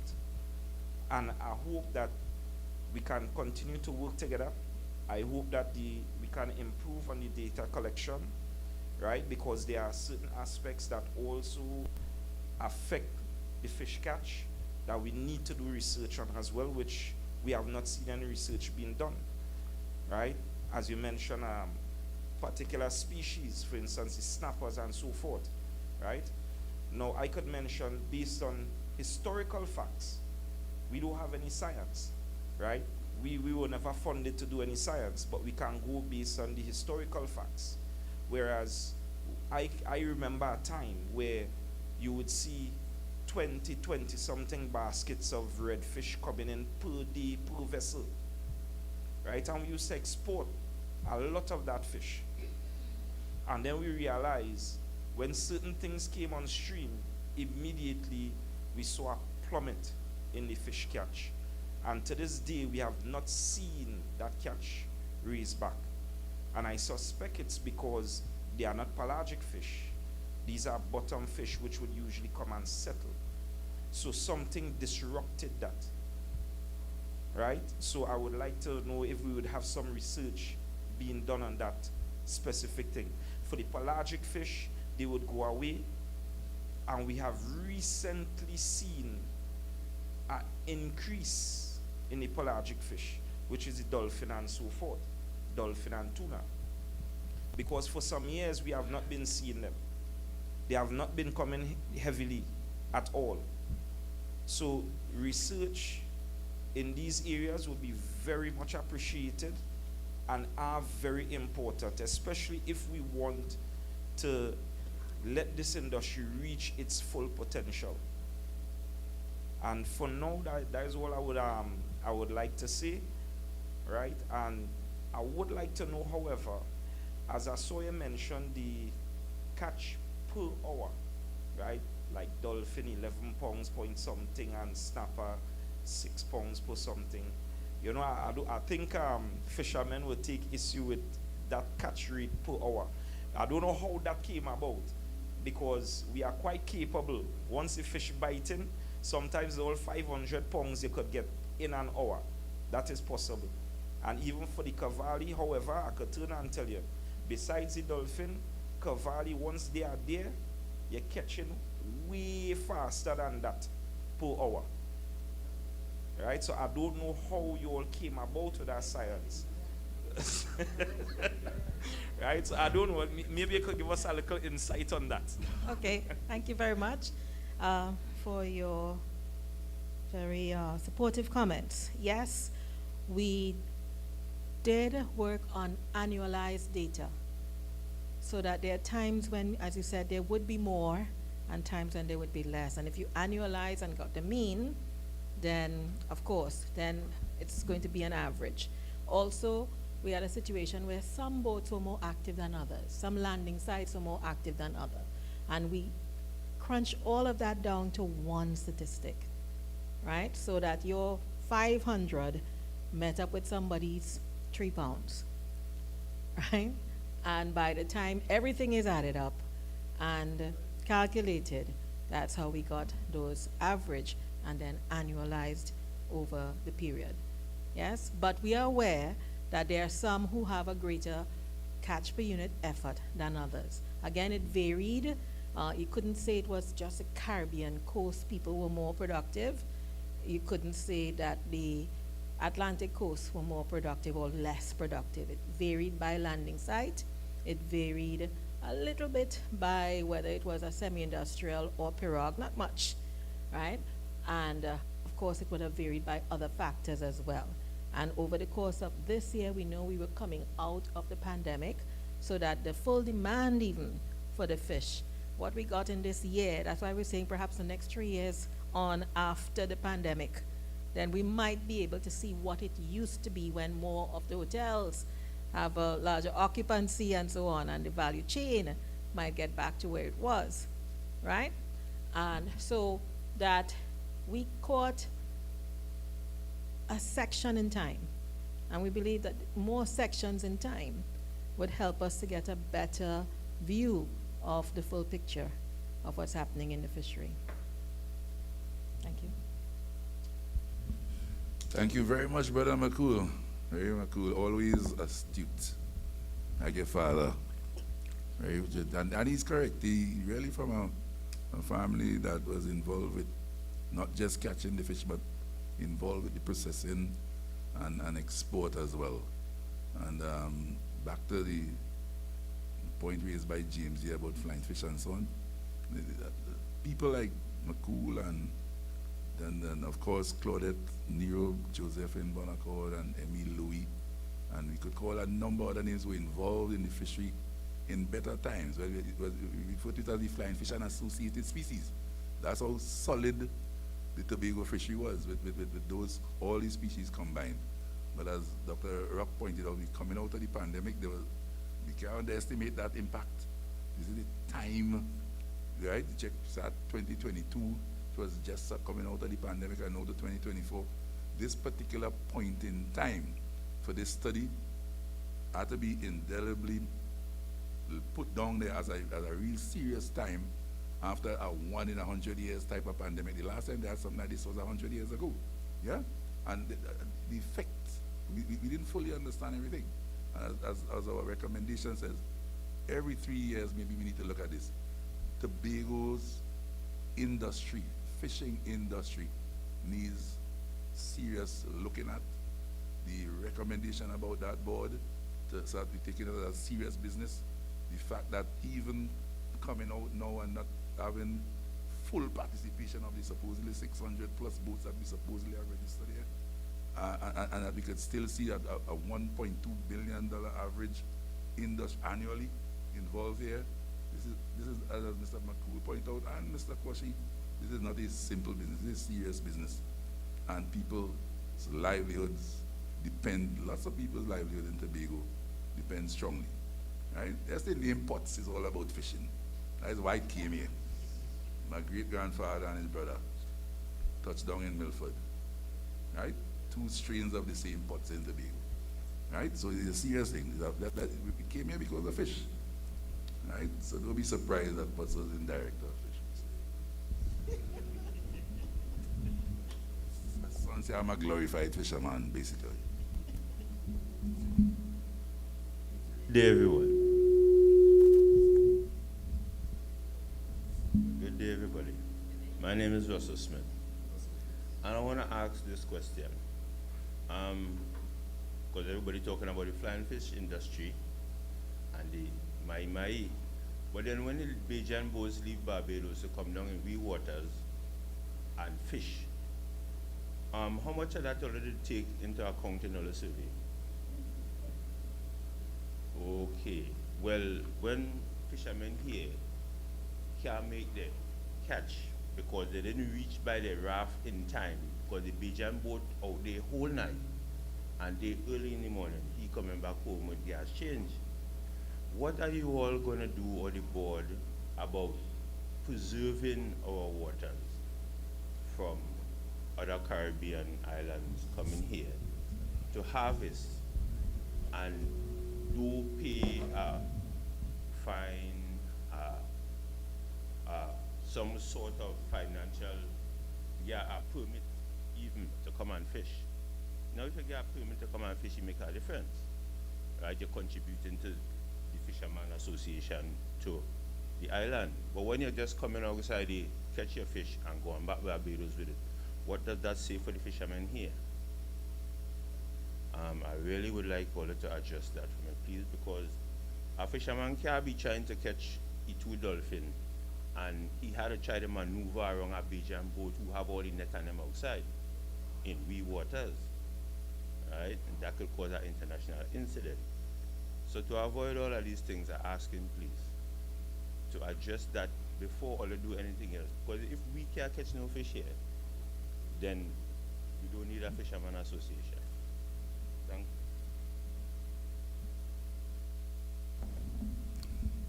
So Russell, thank you for your comments. And yeah, series of comments. First, let me tell you, the study, this is why we point out very clearly that this study had parameters, right? Our study is a study that came on top of another study that was done earlier, because Shell out there with their Calibri, and they get a Block 22 and so on to get involved with the gas and so on. And they did the Socioeconomic study, which was conducted by the BCS that we talked about earlier. And that you self say they're gonna come out there and do what they're doing. What about fishermen? Why didn't you all study enough about us so that we could be properly compensated when you are going to invade our space to do your job? You're gonna impact us, tell us we can't fish here, we can't fish there, we have to stay 500 meters from the rigs that literally is a fad, and most of my fish by you and so on. Those sorts of things were some of the things you raised in your consultation that led to the need for this study. So I'm saying all that to say, as good as your point is, we had parameters within which we were supposed to work, and that's why we pointed out the objectives of the study, 6 major objectives. And I was about to say it, and I said at the point, I said, let me hand it over to Dr. Rock, and she took the discussion and spoke about it there. But what you are talking about is clearly important. That is why one of the first things that Trinidad and Tobago had to deal with was the delimitation of the maritime space between Barbados and Trinidad and Tobago. Mr. Caesar and I were strongly involved with the Tobago side of that, and Emmy Lowy and Danny Melville, a glorified man from among the fisheries people here, were involved in the all Tobago Fisher-Folk Association in them days, that our fisheries division department at the time clearly included in our work. Mr. Caesar will tell you that for sure. We kept the fishermen involved at the highest level. We took them even to the negotiations in Barbados back and forth. You all were involved at that level. That is how that delimitation line was drawn. Because that concern you're talking about, there was even bigger then, when it was an open sea. As it is now, we have Coast Guard and Marine Police people and all that. They're supposed to be doing their work now. The Fisheries Department and Department of Marine Resources and Fisheries literally need to probably work as closely as they can with the national people to see that that kind of security exists for you guys. And I'm sure with that thing we talk about there, that board, if that board has all the key people there, and Mr. McCool made it very clear, make sure the fisheries working people are also on the board to bring their thing. I am sure with that kind of body, more could be done to address what you're talking about there, because it is important, absolutely important, because the fish does move between that Barbados, Grenada, Trinidad and Tobago, well, Montego. The fish move, fish don't know, fish ain't no boundary, and if fish moving and gets within your boundary, then you have jurisdiction for that in your jurisdiction. So there is an important conversation there, but it's another study, and we'll be happy to be engaged in something like that. But as it is now, you know what we studied tonight. You saw the 6 objectives, right? Thank you, Russell. Next. Yes, Ms. Thomas again from TUFA. I want to endorse some of the recommendations where training is concerned, bookkeeping and record keeping. Maybe some of them don't know how to do it, and maybe with the right training, they'll be able to do it. Sometimes maybe their wife, if they're too tired. Once these courses are available to us, we'll be able to go out and get these things done. Although the fishing industry, as you said, is very lucrative, there is other training like food processing. There is a Cove Industrial Estate just sitting there. We don't need to go quite to Chagaramas to get that training for 6 months. We have to find some way, as you said, the board might be able to bridge that gap between us and the THA to have these things at our fingertips that we can get access to it. As Mr. Pott mentioned, the monument site at Boko with the Japanese, it's there running down. Equipments, millions of dollar equipments that rotting at the seafront. And it's either we're moving forward or we are moving 5 paces backwards. And I believe in moving forward. So we need to press with this. Get on your computer and type fast, doctor, and let us move forward. Action, I like, and results. Go to Cove, we want it. Fix up the building. Get the industry back the way it was. And let us not just sit and only talk about the park. When it was a middle away, when it was this, I want to hear, this is how it is now, 2025, this is what we're going and do, and we're moving forward. If we keep just thinking about the past, and stigmatizing our mind on the past, we're going to get stuck there. Right?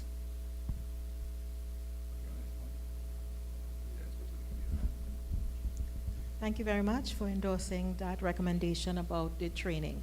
I also believe in action, yes.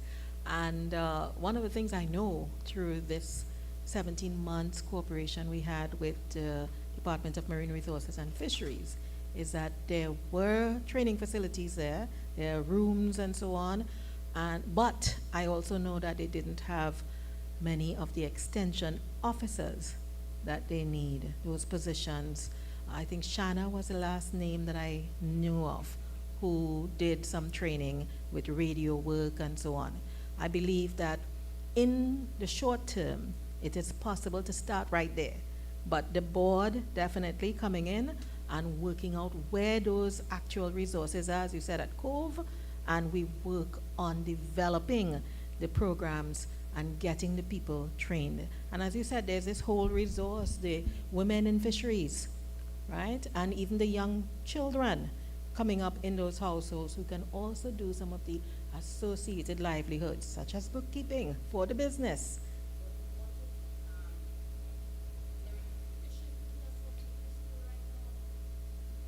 Yes, we can develop a curriculum.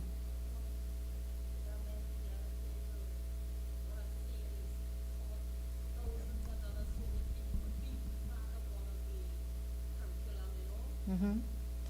Yeah, we already have tourism on the curriculum. Why not fishing?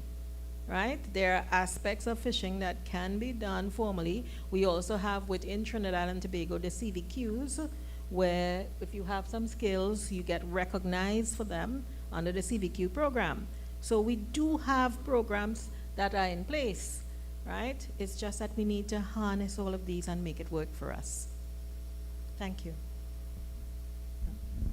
Yeah, and thank you very much. And as you point out, the building in Buku, I'm sure with the support and having the board established with Fisheries on it and the director on it, I'm sure some of the problems he might be facing, those could be easily ironed out, so we could get back to, to monetizing, the training such that we put things back in place and so on.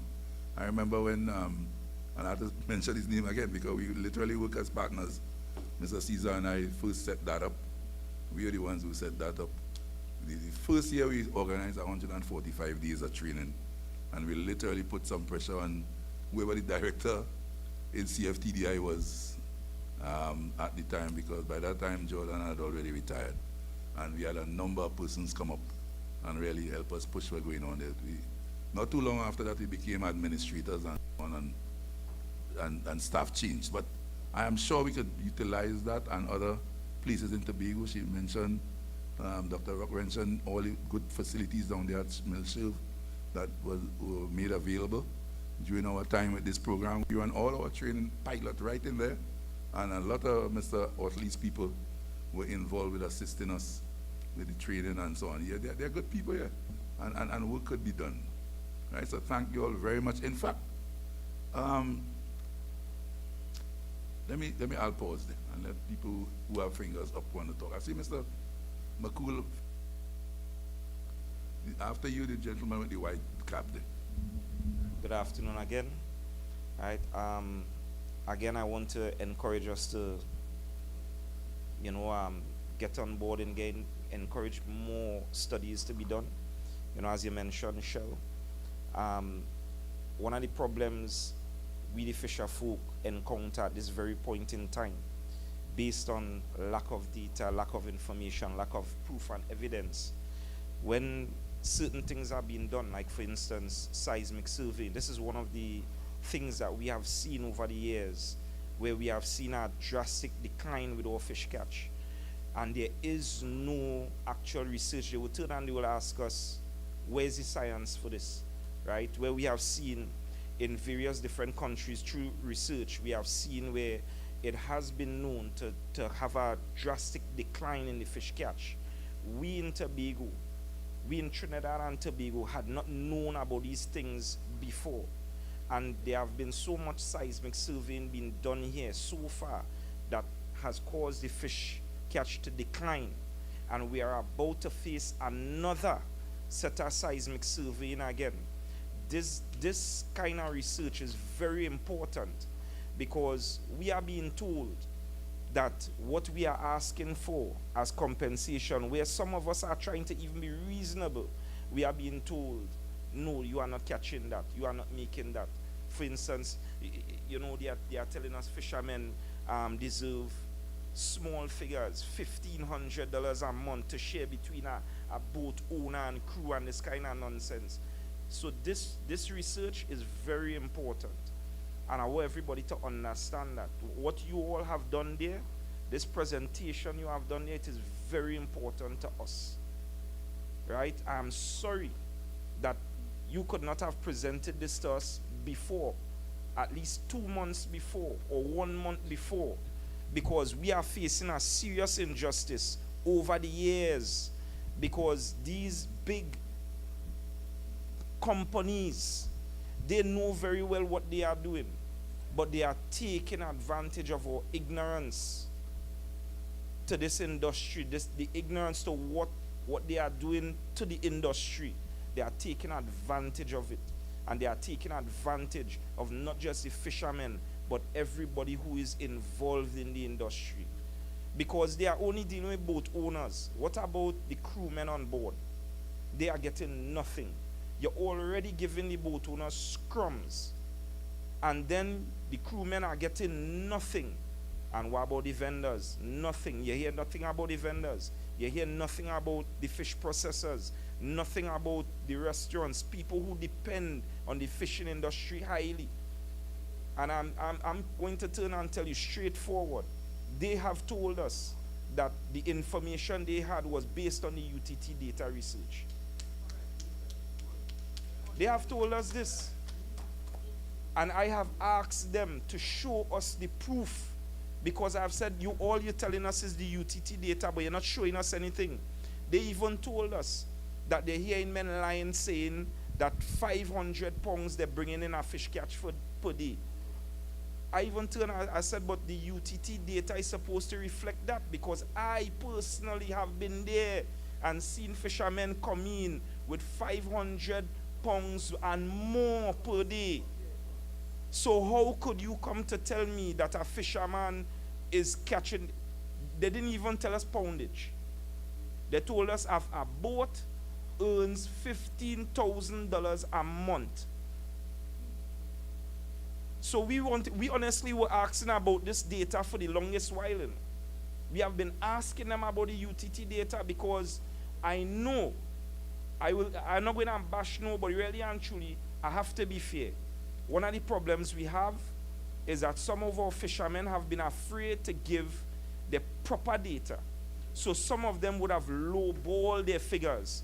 But I personally know fishermen who gave the proper figures. And I know no matter how you draw average, I know maths, it is impossible to come back, because $15,000 a month, they break it down $500 a day. Based on even the price research that you have done, that is amounting to 20 pounds of fish, basically, a day. Who going out there to catch 20 pounds of fish? A man catching that on the rocks. Nobody ain't going and invest in no boat to catch 20 pounds of fish a day to split between captain and crew. What we going and work for? So you see this research that all you're doing, I tell you, I commend all you, and the way all you have done it, I commend you for that. And this is why I have encouraged that if you are to form a board, because I'm telling you, I don't believe in putting the fox to guard the hen house. Right? So the same people who funded that research is telling us that we don't catch that fish. And we don't catch that amount of fish. And that is unfair. We're going through this right now. presently, it is unfortunate that this research, these findings of the research, we couldn't have access to this to argue with them before. And I don't realize this is probably why it was fast-paced. I don't know. Maybe I don't know. I just saying something, right? But I'm saying it is very unfair because we have been going through this for years. And this is what is bringing the problem. And that is why you see you would find a lot of fishermen sometimes disgruntled. But I do applaud the idea that the gentleman mentioned earlier to encourage the data collecting. Because I'll be honest, a lot of fishermen are not well educated enough to deal with that. Some of us, even with that technology, some of us, I myself, not too phone savvy.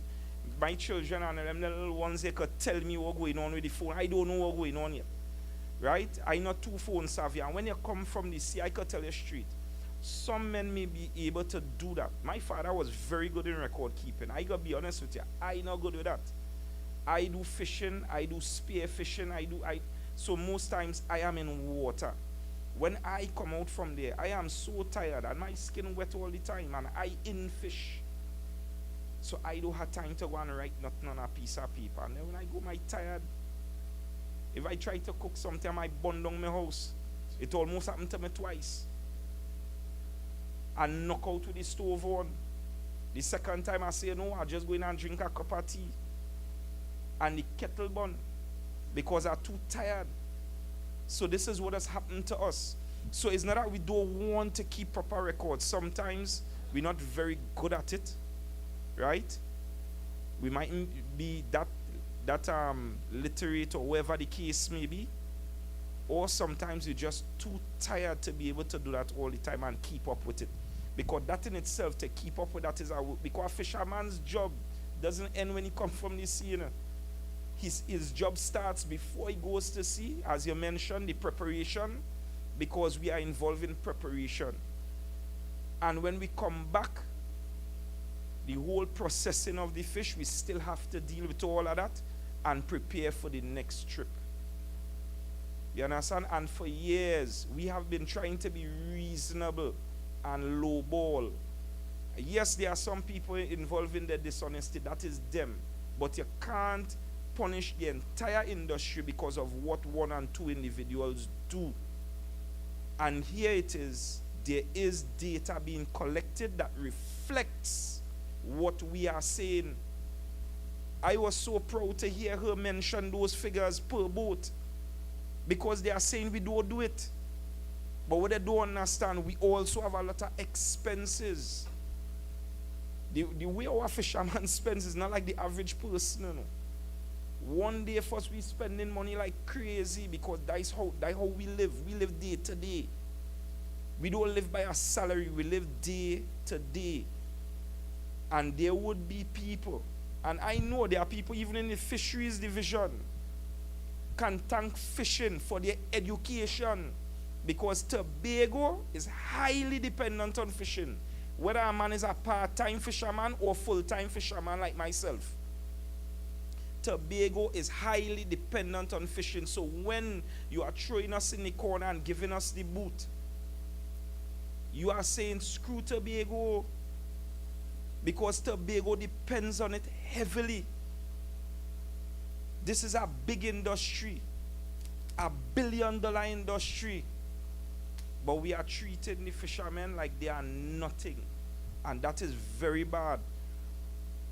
And is like we carrying on that long time tradition where in school they turn and tell you, you ain't do good in school, you go in the market and fly over fish. Go and become a fisherman. Fishermen is dunce. Plenty of we and dunce.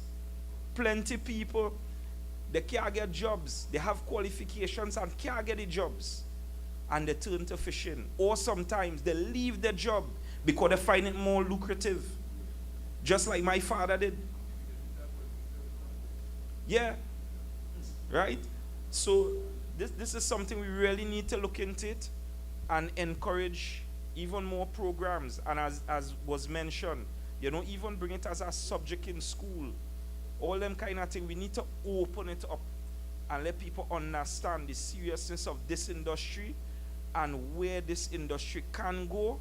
But I would never agree to be putting it in specific people's hands, because when all people concerned about is the money, they don't worry about the furniture, which is the fishermen.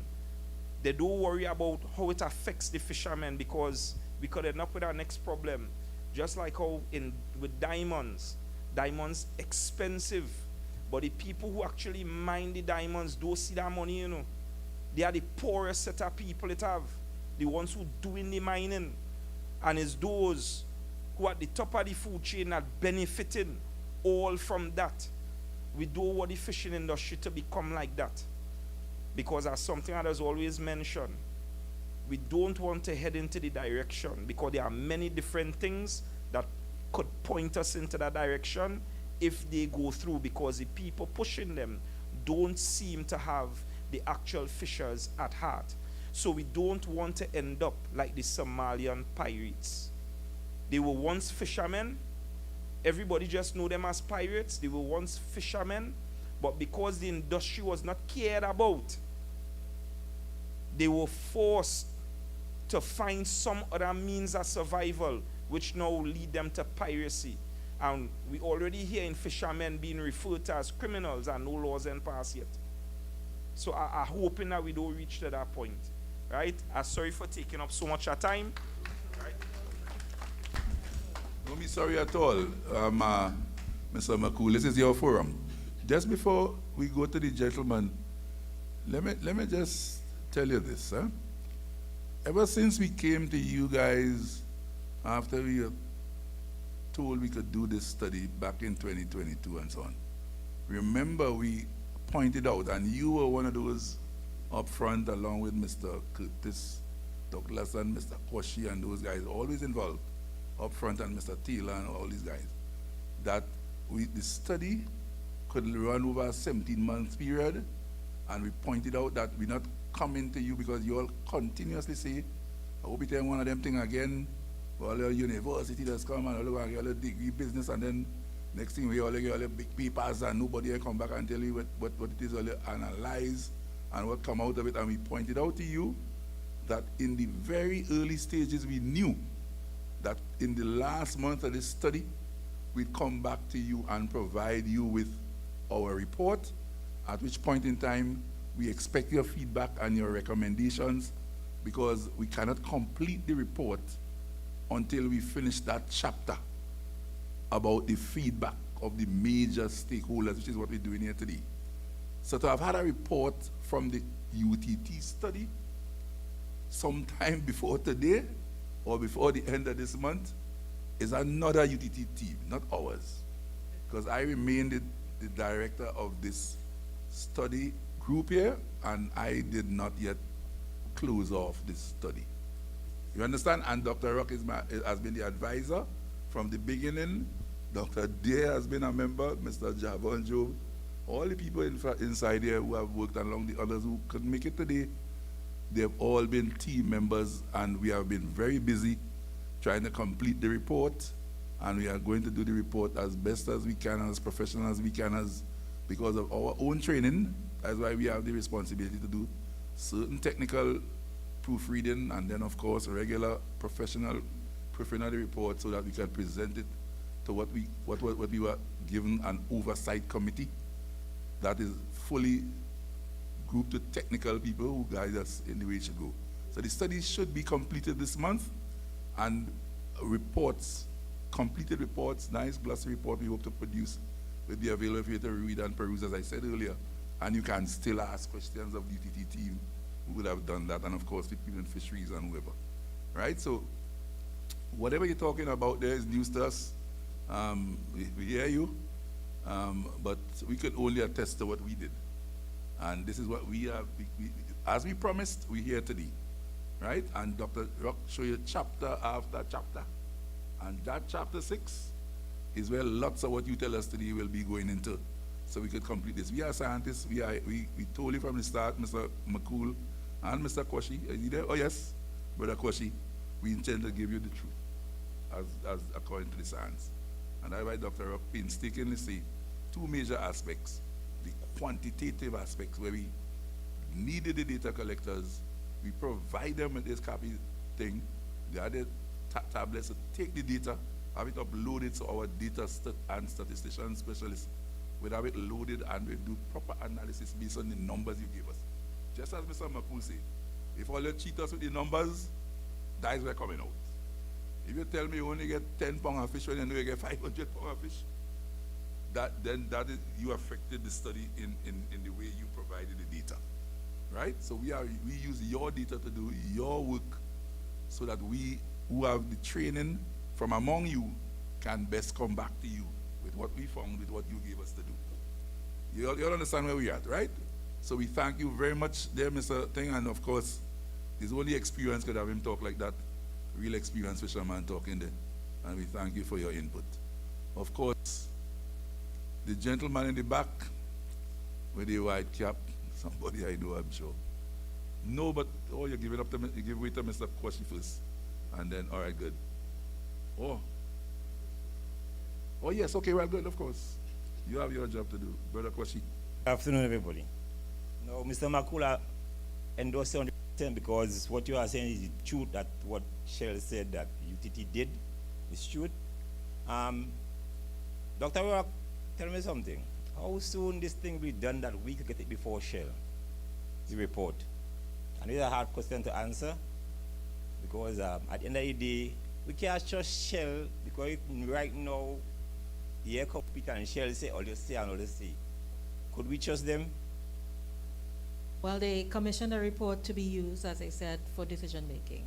So we do have the report. It will be completed, and we have committed to them that the report will be made available in public places, such as right here in this library. We will put a copy or two. Also, at UTT, our Marine Sciences, we will house the actual data, and we are also going to give copies of the data to the fisheries in Tobago and the CSO in Tobago as well, so that you can go in and actually look at the data as well as have access to copies of the report. The report will also, we'll keep a digital copy as well that you could download and have it available to you personally. Okay, thank you. That was the question I really want to ask, but Mr. Makul asked it first and said it first, so. Yes.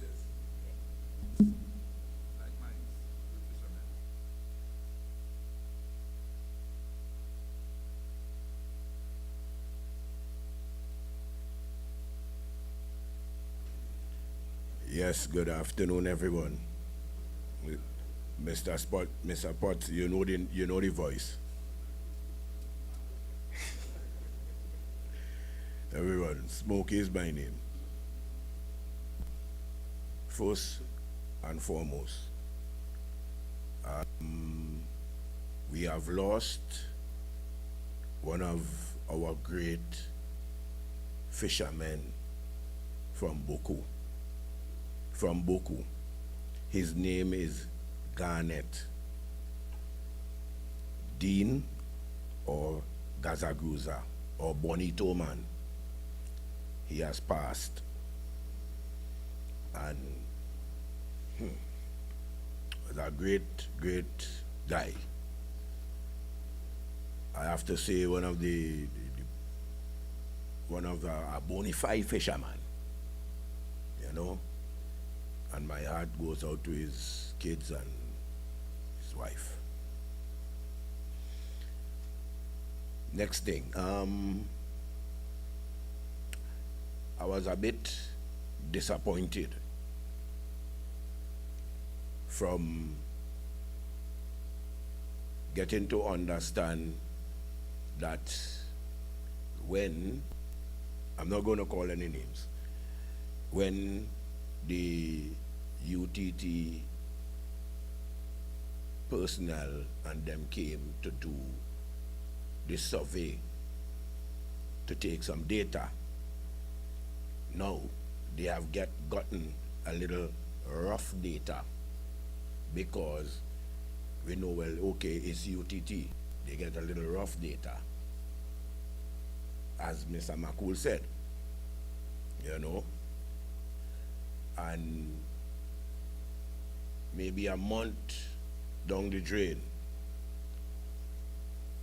we were in a meeting then to hear that Shell got the data from UTT. That was very disappointed. And I would like to know if, after all this have been said and done, this is also going to go back to Shell. It is? Okay. Thank you very much. That's all I just wanted to know. Smokey. Just to let you understand, the study, the Colibri places outside Tobago on the Caribbean side, Colibri thing, Shell Trinidad and Tobago Limited, that's the company that is dealing with that, right? They commissioned an environmental impact assessment, which is part of the law. The Environmental Impact Management Agency has its act. They have to do what they have to do.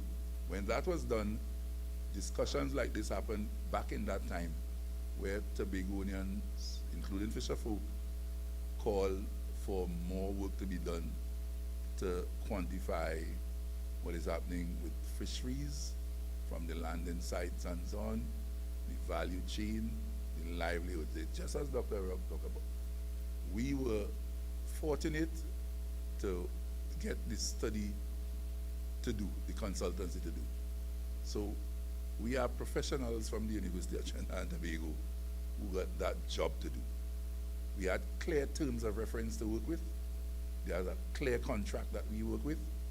And of course, the still Shell Trinidad and Tobago Limited and BCS, who had done the socioeconomic impact before. BCS, Shell kept them in the study as for logistical reasons and so on. Shell manage the project, right? So at the end of this study, we have deliverables that we must provide to Shell and BCS. That UTT's professional work. That's why we have a professional team. We call all their names. And that is why we are conducting the study in truth and following it according to the skills that the various members have on this team bring to bear. And as I said to you, from the day we started, when we tell everybody, we are going to come back at a point in time for this major stakeholder consultation meeting, in which we will present the results as best we can on that day. You will give us your final input. Then we will go away and incorporate that, especially into our chapter 6 on recommendations. Because there's where the important thing from you will have to come in. And then we would present this result after, of course, having the proper, technical check and professional proofreading check.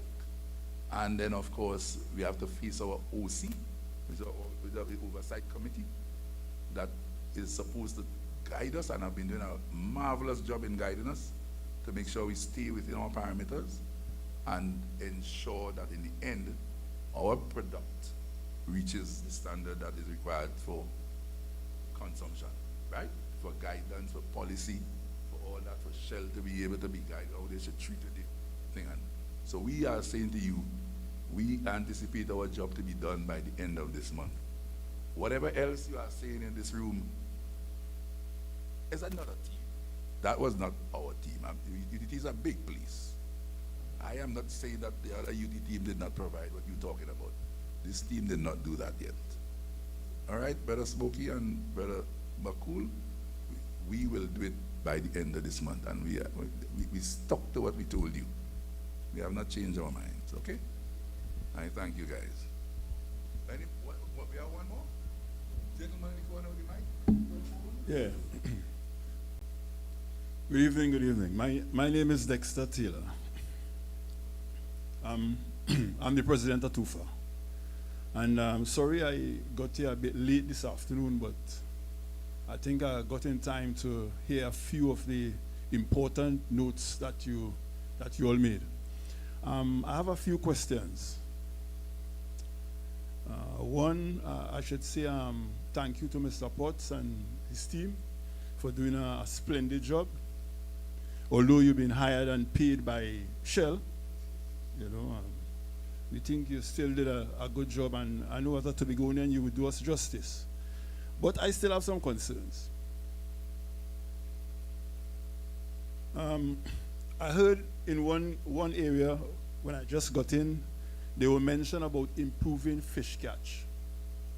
And I listened to the notes that Miss, I can't remember her name again, but I listened to her, spoke about it, and then I asked myself a question. How could we improve our fish catch when Shell and BP and Centrica and all these oil giants come into our waters and do all these seismic testing and then leave the fishermen without any fish to catch? How can we improve our fish catch after all these seismic testing has been done? 2, why it is that our government of the day allow all these oil companies, I know that we are more or less an oil-driven, energy-based country. Why it is they allow these companies to come here, do all these seismic testing, displace, kill, rape the entire fish stock that we have, leave us fishless.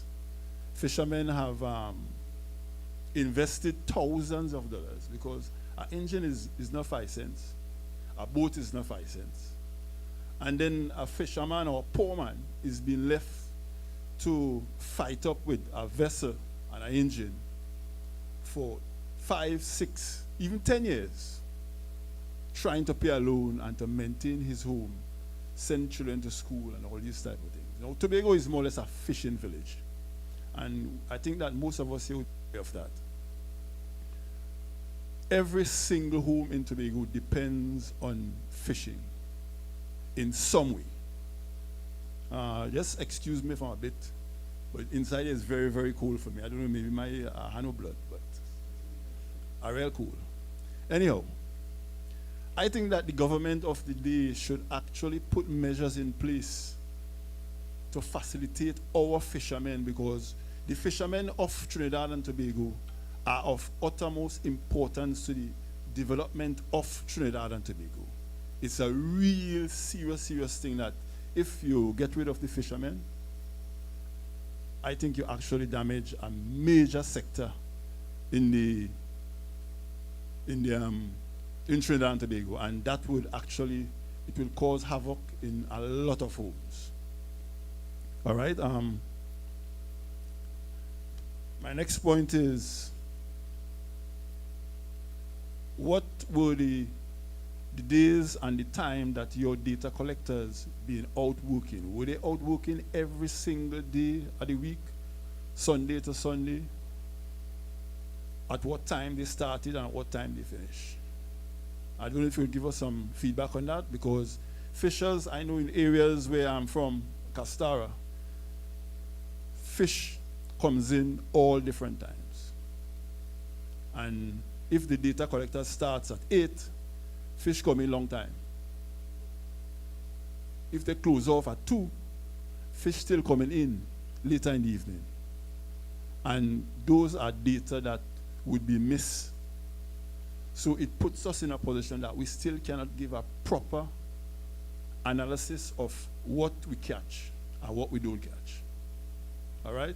And the seismic testing is something, it's whatever blast they use or they do at the bottom of the seabed, it travels thousands of kilometers. That song.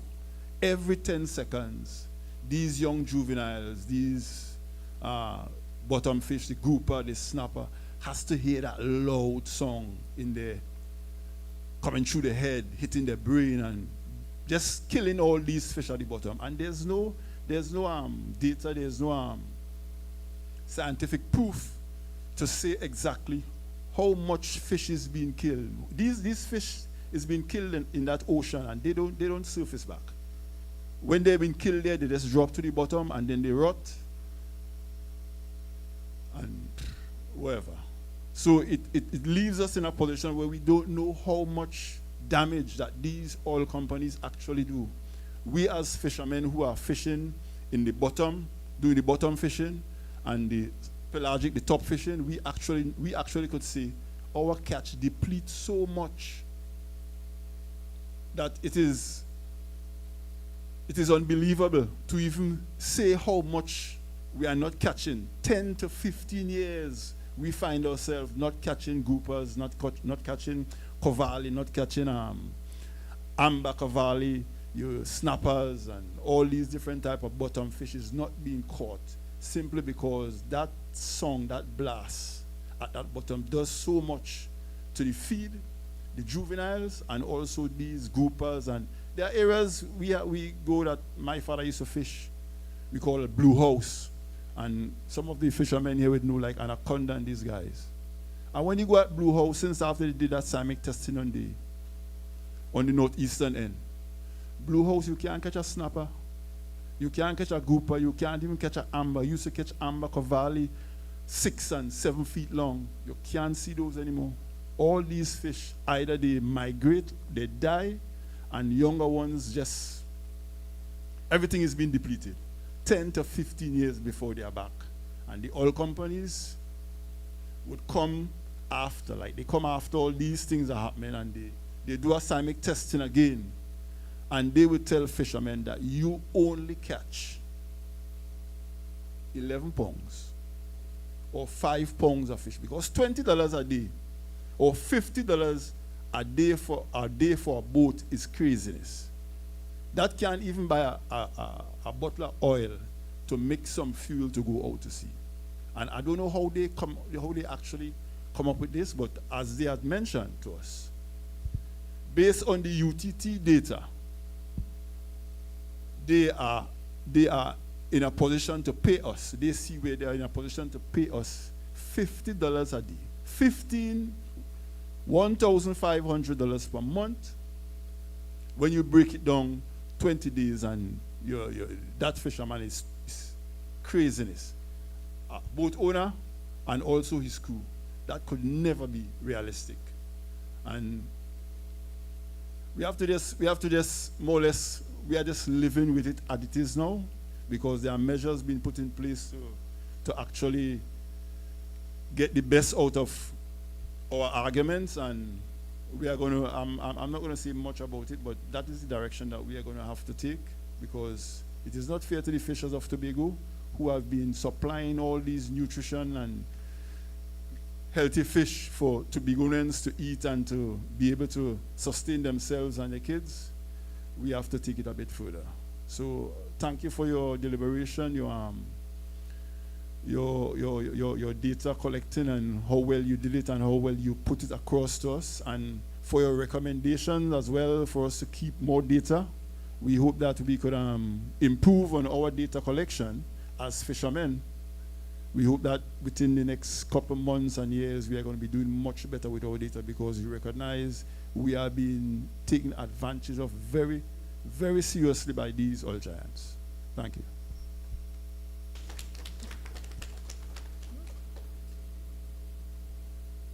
Okay, thank you very much, Mr. Taylor.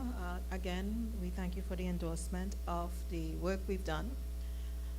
Yes, if something is not valued, it's not treated well. In this case, we need to establish that there is a value, and as we said, it's even beyond the economic.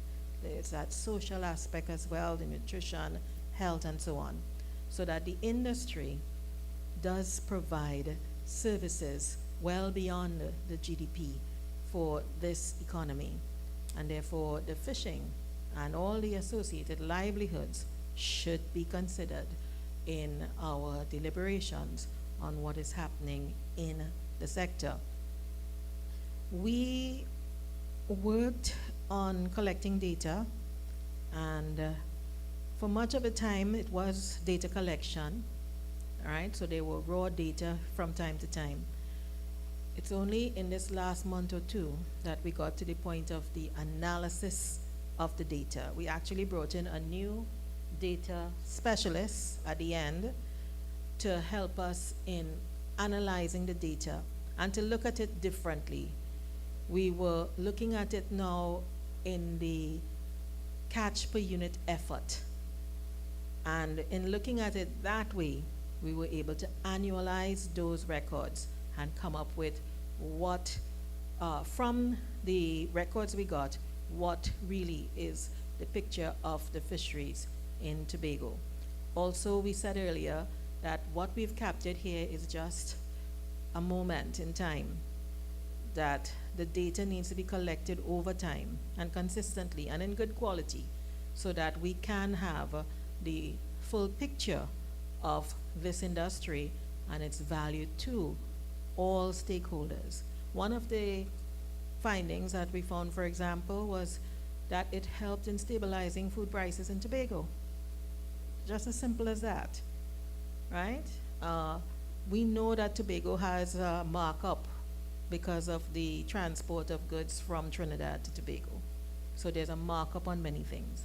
But here, the fisheries actually maintaining a reasonable price for protein for the population here is a very significant finding as far as I'm concerned in keeping this population healthy. Okay, so we've proposed that there are other studies. As we said, there's the biology that we didn't do outside of our remit, but there's also this aspect of the social and welfare that comes with the fisheries. We have also the quality of the data concerns. You've raised the issue of the data collection, what times and days, okay? We have a couple of the data collectors here, and they would tell you that there are times when they made relationships with the fishers and organized to collect data from them, right? They would call them and say, I'm landing, you can come in now. So they didn't have to be there all hours, all day or night. And we also had a situation, however, where there were some who were working the 8 to 4, right? So we know that there was some leakage in the data, okay? However, as we recommend, we have to improve on this data collection and data recording. We know where we can start, and once we perhaps get this board in place, and they can come with some firm recommendations and start with the low-hanging fruits, the things that we can solve immediately. That's where we can begin. An action plan, and we look at those key things that could be addressed right now. We already know where training facilities exist. We already know where vacancies exist for certain people to be employed.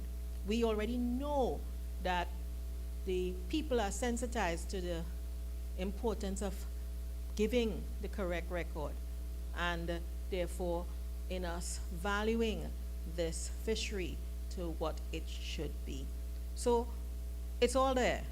It's a question now of us pulling it together as a fishery, as people who are engaged in the livelihoods in the fishery, pulling it all together and making it work for you. Okay? It has been my pleasure to be part of this study. Dr. Potts also has done quite a tremendous job in we have one more. All right, let's just allow the one more. Pleasant afternoon. Sheldon Cooper is the name, member of ADFA. Well, basically, my comrade over there, Mr. Taylor, he really think the hammer on the nail, because I was really talking about the data. Because most of the time, the average fisherman, I could tell her that, will leave here at 4 o'clock, go to sea. He might come in back by 11 o'clock. them data going on lunch. You have fishers will leave, and they won't come back here until 6, 7 o'clock in the evening. So some of your data are incorrect, because I check around Palateve, a lot of the fishers, they could tell you, hey, I never see a data. They could tell you, I never see a data collector. And those fishers will land all 500-600 pounds of fish and will go to sea every single day for the day they live in. Every single day. I could pinpoint one fisher. I think Mr. Javon did interview him. He get his books up to record because that is his living. He go to sea every single day. Every single day, because that is his living. I could give one little example of what happened to him this year. On the 4th of the 4th, his boat sank with him. Middle of the ocean. His sat phone, no communication because he wet. A Spanish boat picked him up, praise God. There was no bad Spanish. And I could tell you from today, he could buy a new engine and work in on a boat. You know why? Because fishing is his livelihood, and it is a big industry. That is one. I want to thank you all. A couple of years ago, ATFA and Shell partnership in a project, a pilot project. Was a seedling project and fish pot and fillet mounting. So yes, we was going around in the communities, young guys, learn how to make fish pot and learn how to mount a net. We thank Shell for that. Although they give us some bad or wicked things, we could thank them for that. And one of the main brain, I want everybody in here to know, was the livelihood study. ATFA had bring that on board to make sure, because we realize most of them oil companies, especially BHP, Billington, Woodside, they all the time used to ask for the science. And fisher folk didn't have that. So we're glad you all came on board and educate us. So we are grateful for that, and we are welcome. So make sure the information, privilege that Mr. Director don't hide these documents from fishers, that they could get access of it. Thank you very much. Mr. Cooper, we promised Shell that we will make this report a public document, right? So this very library will be a site where you can get the report. We also will make access to the data available through the UTT portal. We have CSO will also be getting that data, as well as the Department of Marine Resources and Fisheries. So we will share the data. That is one of the tenets of getting this contract to prepare the study, that the findings are made as public as possible. I know that Shell, in one of what they said to us, was that they were working towards embracing the communities and working towards informed decision making. So we've got data. We admit that some aspects of it could have been improved. There were some people who didn't want to participate with us, but those who were participating and those who were active gave us enough that once we applied certain statistical analyses, we were able to come up with these annualized figures. Okay? So we are grateful for the participation of those who engage with us. We want to thank you all, because I know some of you have been with us since January of 2023, when we first met with you, and we engaged with you. In December, we talked with a few, but it was really, I think for me, in January when we met with all 16 of the different organizations, right? And we met with them individually, and then ATFA and TAFA and everybody else to inform of the study being done and that we were coming to you to collect data. As Dr. Potts said, we've arrived at the stage where we are reporting to you what we found. The next stage is to clean up the report and publish it. and have the data accessing in public spaces. Okay, so that you even, as a stakeholder in the fisheries, can make informed decisions. What we've shown you is just a snapshot. As we said, there are many tables and charts, all the different fisheries, all the landing sites, and by parishes as well, so that you can look at it and see where there are opportunities for development. We also thank you, those of you who gave us further on the recommendations, which is the point of today as well, to collect recommendations to add to Chapter 6. Okay, and in engaging with you, we've had quite a few that we have documented, and those will be added into the formal document for presentation to Shell and BCS. So, Dr. Potts, do we do? Do you want to say anything?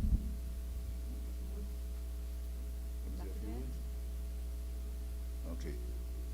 Dr. Deere doesn't want to say a few words. Javon, you have to do a final thing for us, right?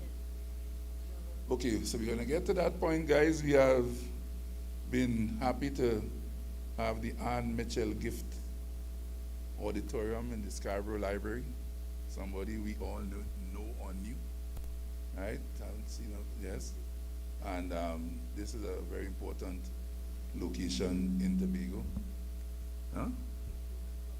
Talking in the microphone, okay. Because they're the tape in it, sorry. So I'm a cadet. I normally talk from the gut out, so I see Major Blackman watching me, so let me make sure, and of course, I'm a former warrant officer, Caesar, so I better behave myself. So, guys, thank you very much for coming here. We have Mr. Job, who was and has been a very hard-working manager on the ground, project manager. We're going to have him come and close off this with our closing remarks. And I really want to thank you guys for coming out today. Those who are here in person, we're very happy about that. We were hoping that all chairs would have been filled, but more than enough were filled. Just a few were left. And I challenged Mr. Job to make sure that he bring everybody, fill every chair. Only standing room should be available, and they did a good enough job. Thank those who are online for participating. We know we had some technical difficulties, but I'm sure you were able to overcome some of that. Others who clearly would like to know what go on, understand there were recordings of the meeting, so that'll be made available, right, Mr. Job, right? So that people have a chance to do that. Again, let me say thanks on my own behalf, and I'll hand over to our project manager, Senior Javon Job, to bring a close into this thing. Javon. Thank you, Dr. Potts. Good afternoon, everyone. As we close off, I'd just like to thank everyone for being here and present for this evening. I would like to thank all the associations for being present, even the individual fishermen who believe they are representing themselves. I thank you all for coming. For those of you who are online who were unable to make it, thank you all for coming as well, being a part of the process. For the director as well, thank you so much for being present. Your support was much appreciated. At this moment, I would like everyone to stand as we close off with a word of prayer. And from there, when we finish, I would like to direct everyone to pass through this exit with the assistance of Mr. John. We'll be collecting just a slight refreshment so that we know we have kept you for quite some time. We just want to, I don't want to say reward, but say thank you all for being here and have something to go with. All right? But, remember, we cannot eat in the library. So please take everything outside and eat, and use the bins on the sides to ensure that you throw everything in the bin. Clear? All right. Dear kind and loving Father, we thank you, Lord, for bringing us here this afternoon for this discussion, for this relaying of information. Dear Lord, we ask that the information gathered today will be for the benefit of the Tobago fishers and for Tobago in general. Continue to be with every head bowed, those who are online, those who are present. Continue to guide them, dear Father, in your name I pray. Amen. Thank you all for coming.